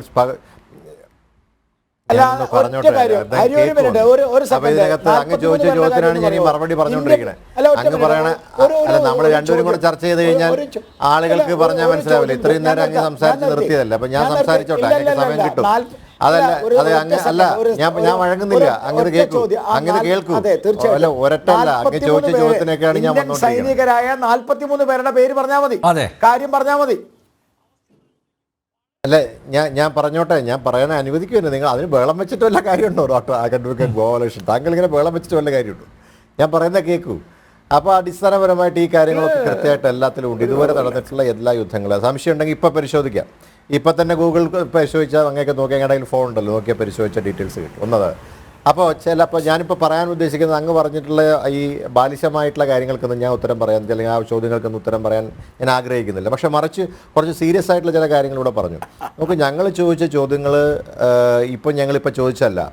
ഞങ്ങൾ ഈ 26 പേരെ വെടിവെച്ച് കൊന്നല്ലോ ഈ രാജ്യത്തെ ജനങ്ങളെ. ആ 26 പേരെ വെടിവെച്ച് കൊല്ലുന്നതിന് മുമ്പ് തന്നെ ഞങ്ങൾ പറയുന്നുണ്ട്, രാജ്യത്ത് നിങ്ങൾ നടത്തുന്ന സുരക്ഷിതത്വം, പട്ടാളക്കാരുടെ എണ്ണം കുറയ്ക്കുന്നതും നിങ്ങൾ ഈ അഗ്നിവീർ പരിപാടികൾ അവസാനിപ്പിക്കണമെന്ന് കോൺഗ്രസ് കുറേ കാലമായിട്ട് പറയുന്നുണ്ട്.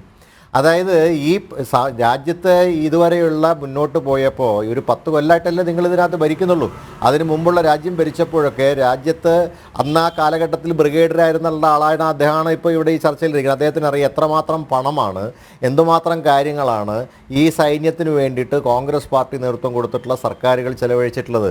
അന്ന് അഗ്നിവീർ പരിപാടി തട്ടിക്കൂട്ട് പരിപാടിയല്ല ചെയ്തിട്ടുള്ളത്. ഇപ്പം എന്താ 40,000 കോടി രൂപ ഇടവേള അനുവദിച്ചത്. അപ്പം നിങ്ങൾ ചെയ്യേണ്ട ജോലി ചെയ്യാത്തത് കൊണ്ട് അവിടെ നിന്ന് ഇങ്ങോട്ടേക്ക് ആൾ കടന്നു വന്ന് 26 ഇന്ത്യക്കാരെ വെടിവെച്ച് കൊന്നിട്ട് അതുമായി ബന്ധപ്പെട്ട് വീരസ്യം പറയാൻ വരരുത്. മനസ്സിലായില്ലേ?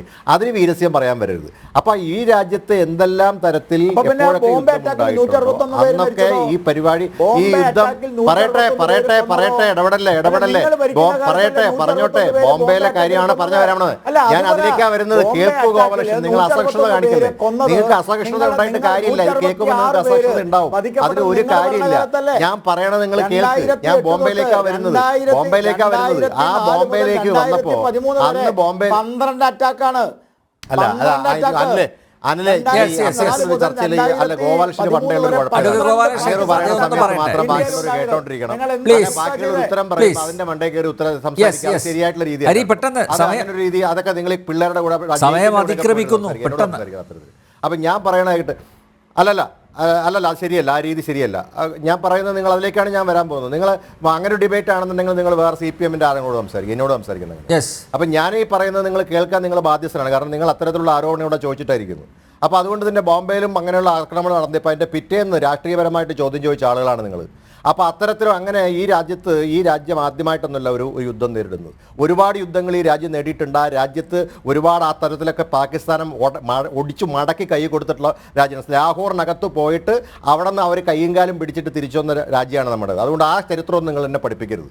അപ്പോൾ അന്ന് ആരായിരുന്നു എന്ത് ചെയ്തത്? അന്നത്തെ അമേരിക്ക ഉണ്ടല്ലോ, ആ അമേരിക്കയോട് പോയി പണി നോക്കാൻ പറഞ്ഞിരുന്നൊരു പ്രധാനമന്ത്രി ഉണ്ടായിരുന്നു. പക്ഷെ ഞാനും നിങ്ങളും, ഈ ഗോപാലകൃഷ്ണൻ ഞാനും ഇവിടെ യുദ്ധം അവസാനിച്ചു എന്നറിയണത് ഇവിടെ അമേരിക്കയുടെ പ്രസിഡന്റ് ട്രംപ് ട്വീറ്റ് ചെയ്തപ്പോഴാണ്. മനസ്സിലായോ?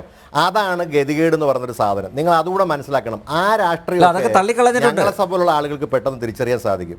അല്ലല്ല, അതൊക്കെ എന്ത് തള്ളിക്കളഞ്ഞു അല്ലേ? അതെന്ത് നിങ്ങളത് പറയാതെ. അപ്പൊ ഞാനും അമേരിക്ക ഇരുന്നിട്ടുള്ള പ്രസിഡന്റ് ട്വീറ്റ് ചെയ്തിട്ടാണ് സീസ് ഫെയർ എന്ന് പറയുന്നത്. അതാണോ രാഷ്ട്രീയം? അങ്ങനെയല്ല രാഷ്ട്രീയം ചെയ്തിരുന്നത്.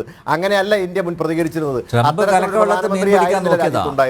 അങ്ങനെയുള്ള രാഷ്ട്രീയം ഒരുപാട് യുദ്ധങ്ങളൊക്കെ ഉണ്ടായപ്പോൾ ഒരു യുദ്ധവും ഇന്ത്യ തോറ്റ ചരിത്രമല്ല. ഇത്രയും വലിയ ടെക്നോളജിയൊക്കെ ഇല്ലാതിരുന്ന കാലത്തും ഒരുപാട് ടെക്നോളജി ഇത് ഡെവലപ്പ് ചെയ്യാത്ത കാലത്തും ഒക്കെ ഇന്ത്യ ജയിച്ചിട്ടുണ്ട് യുദ്ധം. അതുകൊണ്ട് നിങ്ങൾ യുദ്ധത്തെക്കുറിച്ചൊന്നും കോൺഗ്രസ് പാർട്ടിയോട് പറയണ്ട. അപ്പൊ അടിസ്ഥാനപരമായിട്ട് നിങ്ങൾ മനസ്സിലാക്കേണ്ട ഒരു പ്രധാനപ്പെട്ട കാര്യം, ഇപ്പൊ രാഹുൽ ഗാന്ധിയെ പഠിപ്പിച്ചു കൊടുക്കാനായിട്ട് ശശി തരൂരിനോ അല്ലെങ്കിൽ വേറെ ആളുടെയൊന്നും ആവശ്യമില്ല. ഞങ്ങൾക്കറിയാം അദ്ദേഹത്തിന് ഈ കാര്യങ്ങളെക്കുറിച്ചൊക്കെ വ്യക്തമായ ധാരണയുണ്ട്. ഞങ്ങൾ പറഞ്ഞതിനകത്തുള്ള രാഷ്ട്രീയമാണ് തിരിച്ചു പറഞ്ഞത്. ഞങ്ങളതിനകത്ത് പറഞ്ഞ രാഷ്ട്രീയം എന്താ? നിങ്ങളുടെ ഇൻവിറ്റേഷൻ ആർക്ക് വേണം സാർ? നിങ്ങളുടെ ഇൻവിറ്റേഷൻ ഒന്നും ഞങ്ങൾക്ക് അവൻ്റെ ആവശ്യമില്ല. ഞങ്ങൾക്ക് അറിയാതൊക്കെ പറയാൻ. അടിസ്ഥാനപരമായിട്ട് നിങ്ങൾ മനസ്സിലാക്കേണ്ട ഒരു കാര്യമുണ്ട്. ശശി തരൂർ ഈ പരിപാടിയിൽ പോകണ്ടെന്നൊന്നും ഞങ്ങൾ പറഞ്ഞില്ല. ഒരു ആൾ പാർട്ടി മീറ്റിങ്ങിനകത്ത് ആരാണ് ആ പാർട്ടിയുടെ റെപ്രസെൻറ്റേറ്റീവായിട്ട് പോകണമെന്ന് തീരുമാനിക്കുന്നത് BJPയും രാജ്യത്തെ സർക്കാരും അല്ല. അത് പാർട്ടിയോടാണ് ചോദിക്കേണ്ടതെങ്കിൽ പാർട്ടി പറയും ആരെ വിടണം എന്നുള്ളത്. അത് തരൂരിനെ വിടണമെന്ന് ഞങ്ങൾക്ക് തോന്നി, ഞങ്ങൾ തരൂരിനെ വിടും. Tharoor is only A party member of this organisation. അത്രയേ ഉള്ളൂ. അതിനകത്ത് ഈ പാർട്ടിയുടെ പ്രസിഡന്റായിരിക്കുന്നത് ഖാർഗെയാണ്. ഖാർഗെ എന്ന് പറയുന്ന പ്രസിഡന്റ്, അതിന് മുന്നത്തെ പ്രസിഡന്റായിട്ടുള്ള ശ്രീ രാഹുൽ ഗാന്ധി, രാജ്യത്തിൻ്റെ പ്രതിപക്ഷ നേതാവ്, അവർ തന്നെയാണ് ഈ പാർട്ടിയുടെ കാര്യങ്ങൾ തീരുമാനിക്കുന്നത്. അതിനകത്ത് ഞാനോ അല്ലെന്നുണ്ടെങ്കിൽ വേറൊരാളോ അല്ലത് തീരുമാനിക്കുന്നത്. അപ്പോൾ അതുകൊണ്ട് പാർട്ടിയുടെ കാര്യങ്ങൾ ചോദിക്കേണ്ടത് പാർട്ടിയോടാണ്, തരൂരിനോടല്ല. തരൂരിന് അഭിപ്രായം പറയാനുള്ള സ്വാതന്ത്ര്യമുണ്ട്, വ്യക്തിപരമായിട്ടുള്ള സ്വാതന്ത്ര്യമൊക്കെ ഉണ്ട് അദ്ദേഹത്തിനുണ്ട്. അതിനകത്തൊരു സംശയം ആ കാര്യത്തിലൊന്നും ആർക്കുമില്ല. അദ്ദേഹം ഏറ്റവും മികച്ച ആൾ തന്നെ. അദ്ദേഹത്തിന്റെ മികച്ച കഴിവുകൾ കണ്ടിട്ട് തന്നെയാണ് ഈ പാർട്ടി അദ്ദേഹത്തെ 4ാം തവണയും മത്സരിക്കാൻ അവസരം കൊടുത്തു. മന്ത്രിയായത് ഈ പാർട്ടിയുടെ അടിസ്ഥാനത്തിലാണ്. അപ്പൊ അതുകൊണ്ട് ഒറ്റൊന്നും പറയണ്ട. അപ്പൊ അതുകൊണ്ട് നിങ്ങളുടെ ഇൻവിറ്റേഷൻ ഒന്നും ഈ രാജ്യത്തിന്റെ പ്രതിപക്ഷ നേതാവിന് ആവശ്യമൊന്നുമില്ല. ആദ്യം നിങ്ങളാരും കൊണ്ടുവന്നല്ലേ രാജ്യത്തിന്റെ പ്രതിപക്ഷ നേതാവിനെ. അദ്ദേഹം മത്സരിച്ച് ജനങ്ങൾ തിരഞ്ഞെടുത്ത് വെച്ചിരിക്കുന്ന ആളാണ്. അപ്പൊ അതുകൊണ്ട് അങ്ങനെ കാര്യങ്ങളെ കാണാൻ നിങ്ങൾ ആദ്യം പഠിക്കണം. അതുകൊണ്ട് നിങ്ങളുടെ സർട്ടിഫിക്കറ്റ് കിട്ടിയിട്ട് വേണ്ട ശ്രീ രാഹുൽ ഗാന്ധിക്ക് അഭിപ്രായം പറയാൻ. അദ്ദേഹം ചോദ്യങ്ങൾ ചോദിച്ചുകൊണ്ടേയിരിക്കും. സൗകര്യം ഉണ്ടെങ്കിൽ ഉത്തരം പറഞ്ഞാൽ മതി. ഞങ്ങൾക്ക് സൗകര്യം ഉള്ളപ്പോൾ ഞങ്ങളത് ആ ഉത്തരം കിട്ടേണ്ട സമയമാകുമ്പോൾ ഞങ്ങൾക്ക് ആ ഉത്തരം കിട്ടും. ഞങ്ങൾ പറഞ്ഞ അഗ്നിവീറുമായി ബന്ധപ്പെട്ട കാര്യം ഇപ്പോഴും ശരിയായി വരുന്നു. അതിന്റെ ചോദ്യങ്ങൾ ഇനിയും ബാക്കിയുണ്ട്. കഴിഞ്ഞോട്ടെ, ഇത് അല്പം നീണ്ടുപോക്കോട്ടെ. അത് കഴിഞ്ഞിട്ട് ചോദിക്കാനുള്ളതൊക്കെ ഞങ്ങൾ ചോദിക്കുന്നുണ്ട്. അപ്പൊ അങ്ങനെയൊന്നും പറഞ്ഞ് പേടിപ്പിക്കല്ലേ. അതുകൊണ്ട് ഇതൊന്നും ഒരു പുതിയ കാര്യമായിട്ട് കാണാൻ വേണ്ട. ശരി, അഡ്വക്കേറ്റ് ഗോപാലകൃഷ്ണൻ, പെട്ടെന്ന് പറയാം, സമയമില്ല. അല്ല, ശരിയാണ്. അദ്ദേഹം പറഞ്ഞ രണ്ട് കാര്യത്തെ ഞാൻ അംഗീകരിക്കുന്നു. രാഹുൽ ഗാന്ധിക്ക് കാര്യങ്ങളൊക്കെ പറഞ്ഞ് മനസ്സിലാക്കി ഞങ്ങൾ കൊടുത്തോളാം. എൻ്റെ അഭിപ്രായം അതാണ്. ഹരിയെങ്കിലും ആ കാര്യത്തിൽ ഒരു തീരുമാനം എടുക്കണം. അത് ഇന്നത്തെ ചർച്ചയിൽ പറഞ്ഞതിൽ വലിയ സന്തോഷമുണ്ട്. രാഹുൽ ഗാന്ധിക്ക് കാര്യങ്ങൾ നിങ്ങൾ പറഞ്ഞ് മനസ്സിലാക്കി കൊടുക്കുക. അതാണ് ഒന്നാമത്തെ കാര്യം. രണ്ടാമത്തെ കാര്യം, രാഹുൽ ഗാന്ധി ചോദ്യങ്ങൾ ചോദിച്ചുകൊണ്ടേയിരിക്കും. അതേ, അദ്ദേഹം ആർമിയോട് ചോദിച്ചു, തെളിവെന്താണ്? പുൽവാമയ്ക്ക് പകരം ചെയ്ത സർജിക്കൽ സ്ട്രൈക്കിന് തെളിവെന്താണെന്ന് ചോദിച്ചു. ശരിയാണ്. കാരണം പാകിസ്ഥാൻ്റെ സർട്ടിഫിക്കറ്റാണ് അദ്ദേഹത്തിന് വേണ്ടത്, പാകിസ്ഥാൻ്റെ ഇൻവിറ്റേഷനാണ് അദ്ദേഹത്തിന് വേണ്ടത്. അതുകൊണ്ട് അദ്ദേഹം പാകിസ്ഥാൻ ചോദിച്ച ചോദ്യം ചോദിച്ചു. ഇപ്പോൾ വീണ്ടും അദ്ദേഹം സർജിക്കൽ സ്ട്രൈക്ക് കഴിഞ്ഞു. സർജിക്കൽ സ്ട്രൈക്ക് കഴിഞ്ഞപ്പം റഫേൽ വന്നു. റഫേൽ ഇന്ത്യക്ക് ഏറ്റവും ശക്തമായ ആയുധം വന്നപ്പോൾ അദ്ദേഹം ചോദിച്ചു. അദ്ദേഹം പാകിസ്ഥാന് വേണ്ടി ചോദിച്ചു, ചൈനയ്ക്ക് വേണ്ടി ചോദിച്ചു. ആ ചോദ്യം തുടർന്നുകൊണ്ടേയിരുന്നു. സുപ്രീം കോടതി വലിച്ച് കൊട്ടയിലിട്ടപ്പം ആ ചോദ്യം നിർത്തി. ഇപ്പോൾ വീണ്ടും ചോദിച്ചുകൊണ്ടിരിക്കുന്നു. എല്ലാ സമയത്തും ആർമി എടുക്കുന്ന നിലപാടിനെല്ലാം വിരുദ്ധമായ ചോദ്യങ്ങൾ അദ്ദേഹം ചോദിച്ചുകൊണ്ടേയിരിക്കുന്നു. എല്ലാ കാലഘട്ടത്തിലും സത്യസന്ധമായ ഭരണത്തിന് എതിരായിട്ടുള്ള ചോദ്യങ്ങൾ ചോദിച്ചുകൊണ്ടേയിരിക്കുന്നു. അതുകൊണ്ട് ഒരു കാര്യം വ്യക്തമാണ്, ഞാൻ നിർത്തുന്നു. രാഹുൽ ഗാന്ധിക്ക് വേണ്ടത് ഇന്ത്യയുടെ സർട്ടിഫിക്കറ്റ് അല്ല, ഇന്ത്യയുടെ ഇൻവിറ്റേഷൻ അല്ല, പാകിസ്ഥാൻ്റെ സർട്ടിഫിക്കറ്റും പാകിസ്ഥാൻ്റെ ഇൻവിറ്റേഷനുമാണ് അദ്ദേഹത്തിന് വേണ്ടത്. അത് കൊടുക്കാൻ ഞങ്ങൾക്ക് പറ്റില്ല. അത് അസീം മുനീറിനോട് ചോദിച്ചാൽ മതി. അദ്ദേഹം കൊടുത്തുകൊണ്ടിരിക്കുന്നുണ്ട്. പാകിസ്ഥാൻ മീഡിയ രാഹുൽ ഗാന്ധിക്ക് സർട്ടിഫിക്കറ്റ് കൊടുത്തു കഴിഞ്ഞു. അത് കോൺഗ്രസിന് കിട്ടിയ സർട്ടിഫിക്കറ്റ് ആണ്. ഓക്കെ അനിൽകുമാർ, നമുക്ക് കൺക്ലൂഡ് ചെയ്യാം. അല്ല, നമ്മൾ ഏറ്റവും പ്രധാനമായിട്ട് എനിക്ക് തോന്നുന്നത്, ഈ കാര്യങ്ങളൊക്കെ മൊത്തമായി പരിശോധിച്ചാൽ നമ്മളിപ്പോൾ എടുത്തിരിക്കുന്ന പ്രധാനപ്പെട്ട ഒരു ന്യൂ നോർമൽ എന്ന് പറയുന്ന പോളിസിയും അതുപോലെ തന്നെ വിദേശ രാജ്യങ്ങളിലേക്ക് പ്രതിനിധി സംഘത്തെ അയക്കാൻ തീരുമാനിച്ചതുമൊക്കെ ഒരു കൂട്ടായ ആലോചനയുടെയൊക്കെ ഫലമാണ്. അതായത് ഇപ്പോൾ സർവകക്ഷി സംഘവുമായിട്ട് അദ്ദേഹം പല തവണ ചർച്ച നടത്തിയിട്ടുണ്ട്. പക്ഷേ ആരെ എവിടെയെന്ന് വിടണം എന്ന് തീരുമാനിച്ചപ്പോൾ അത് പാർട്ടിയോട് കൺസൾട്ട് ചെയ്തതിനേക്കാൾ ഉപരി നമ്മൾ അവരുടെ പ്രാഗൽഭ്യത്തെ കണക്കിലെടുത്തു എന്നുള്ളതാണ് ശരി.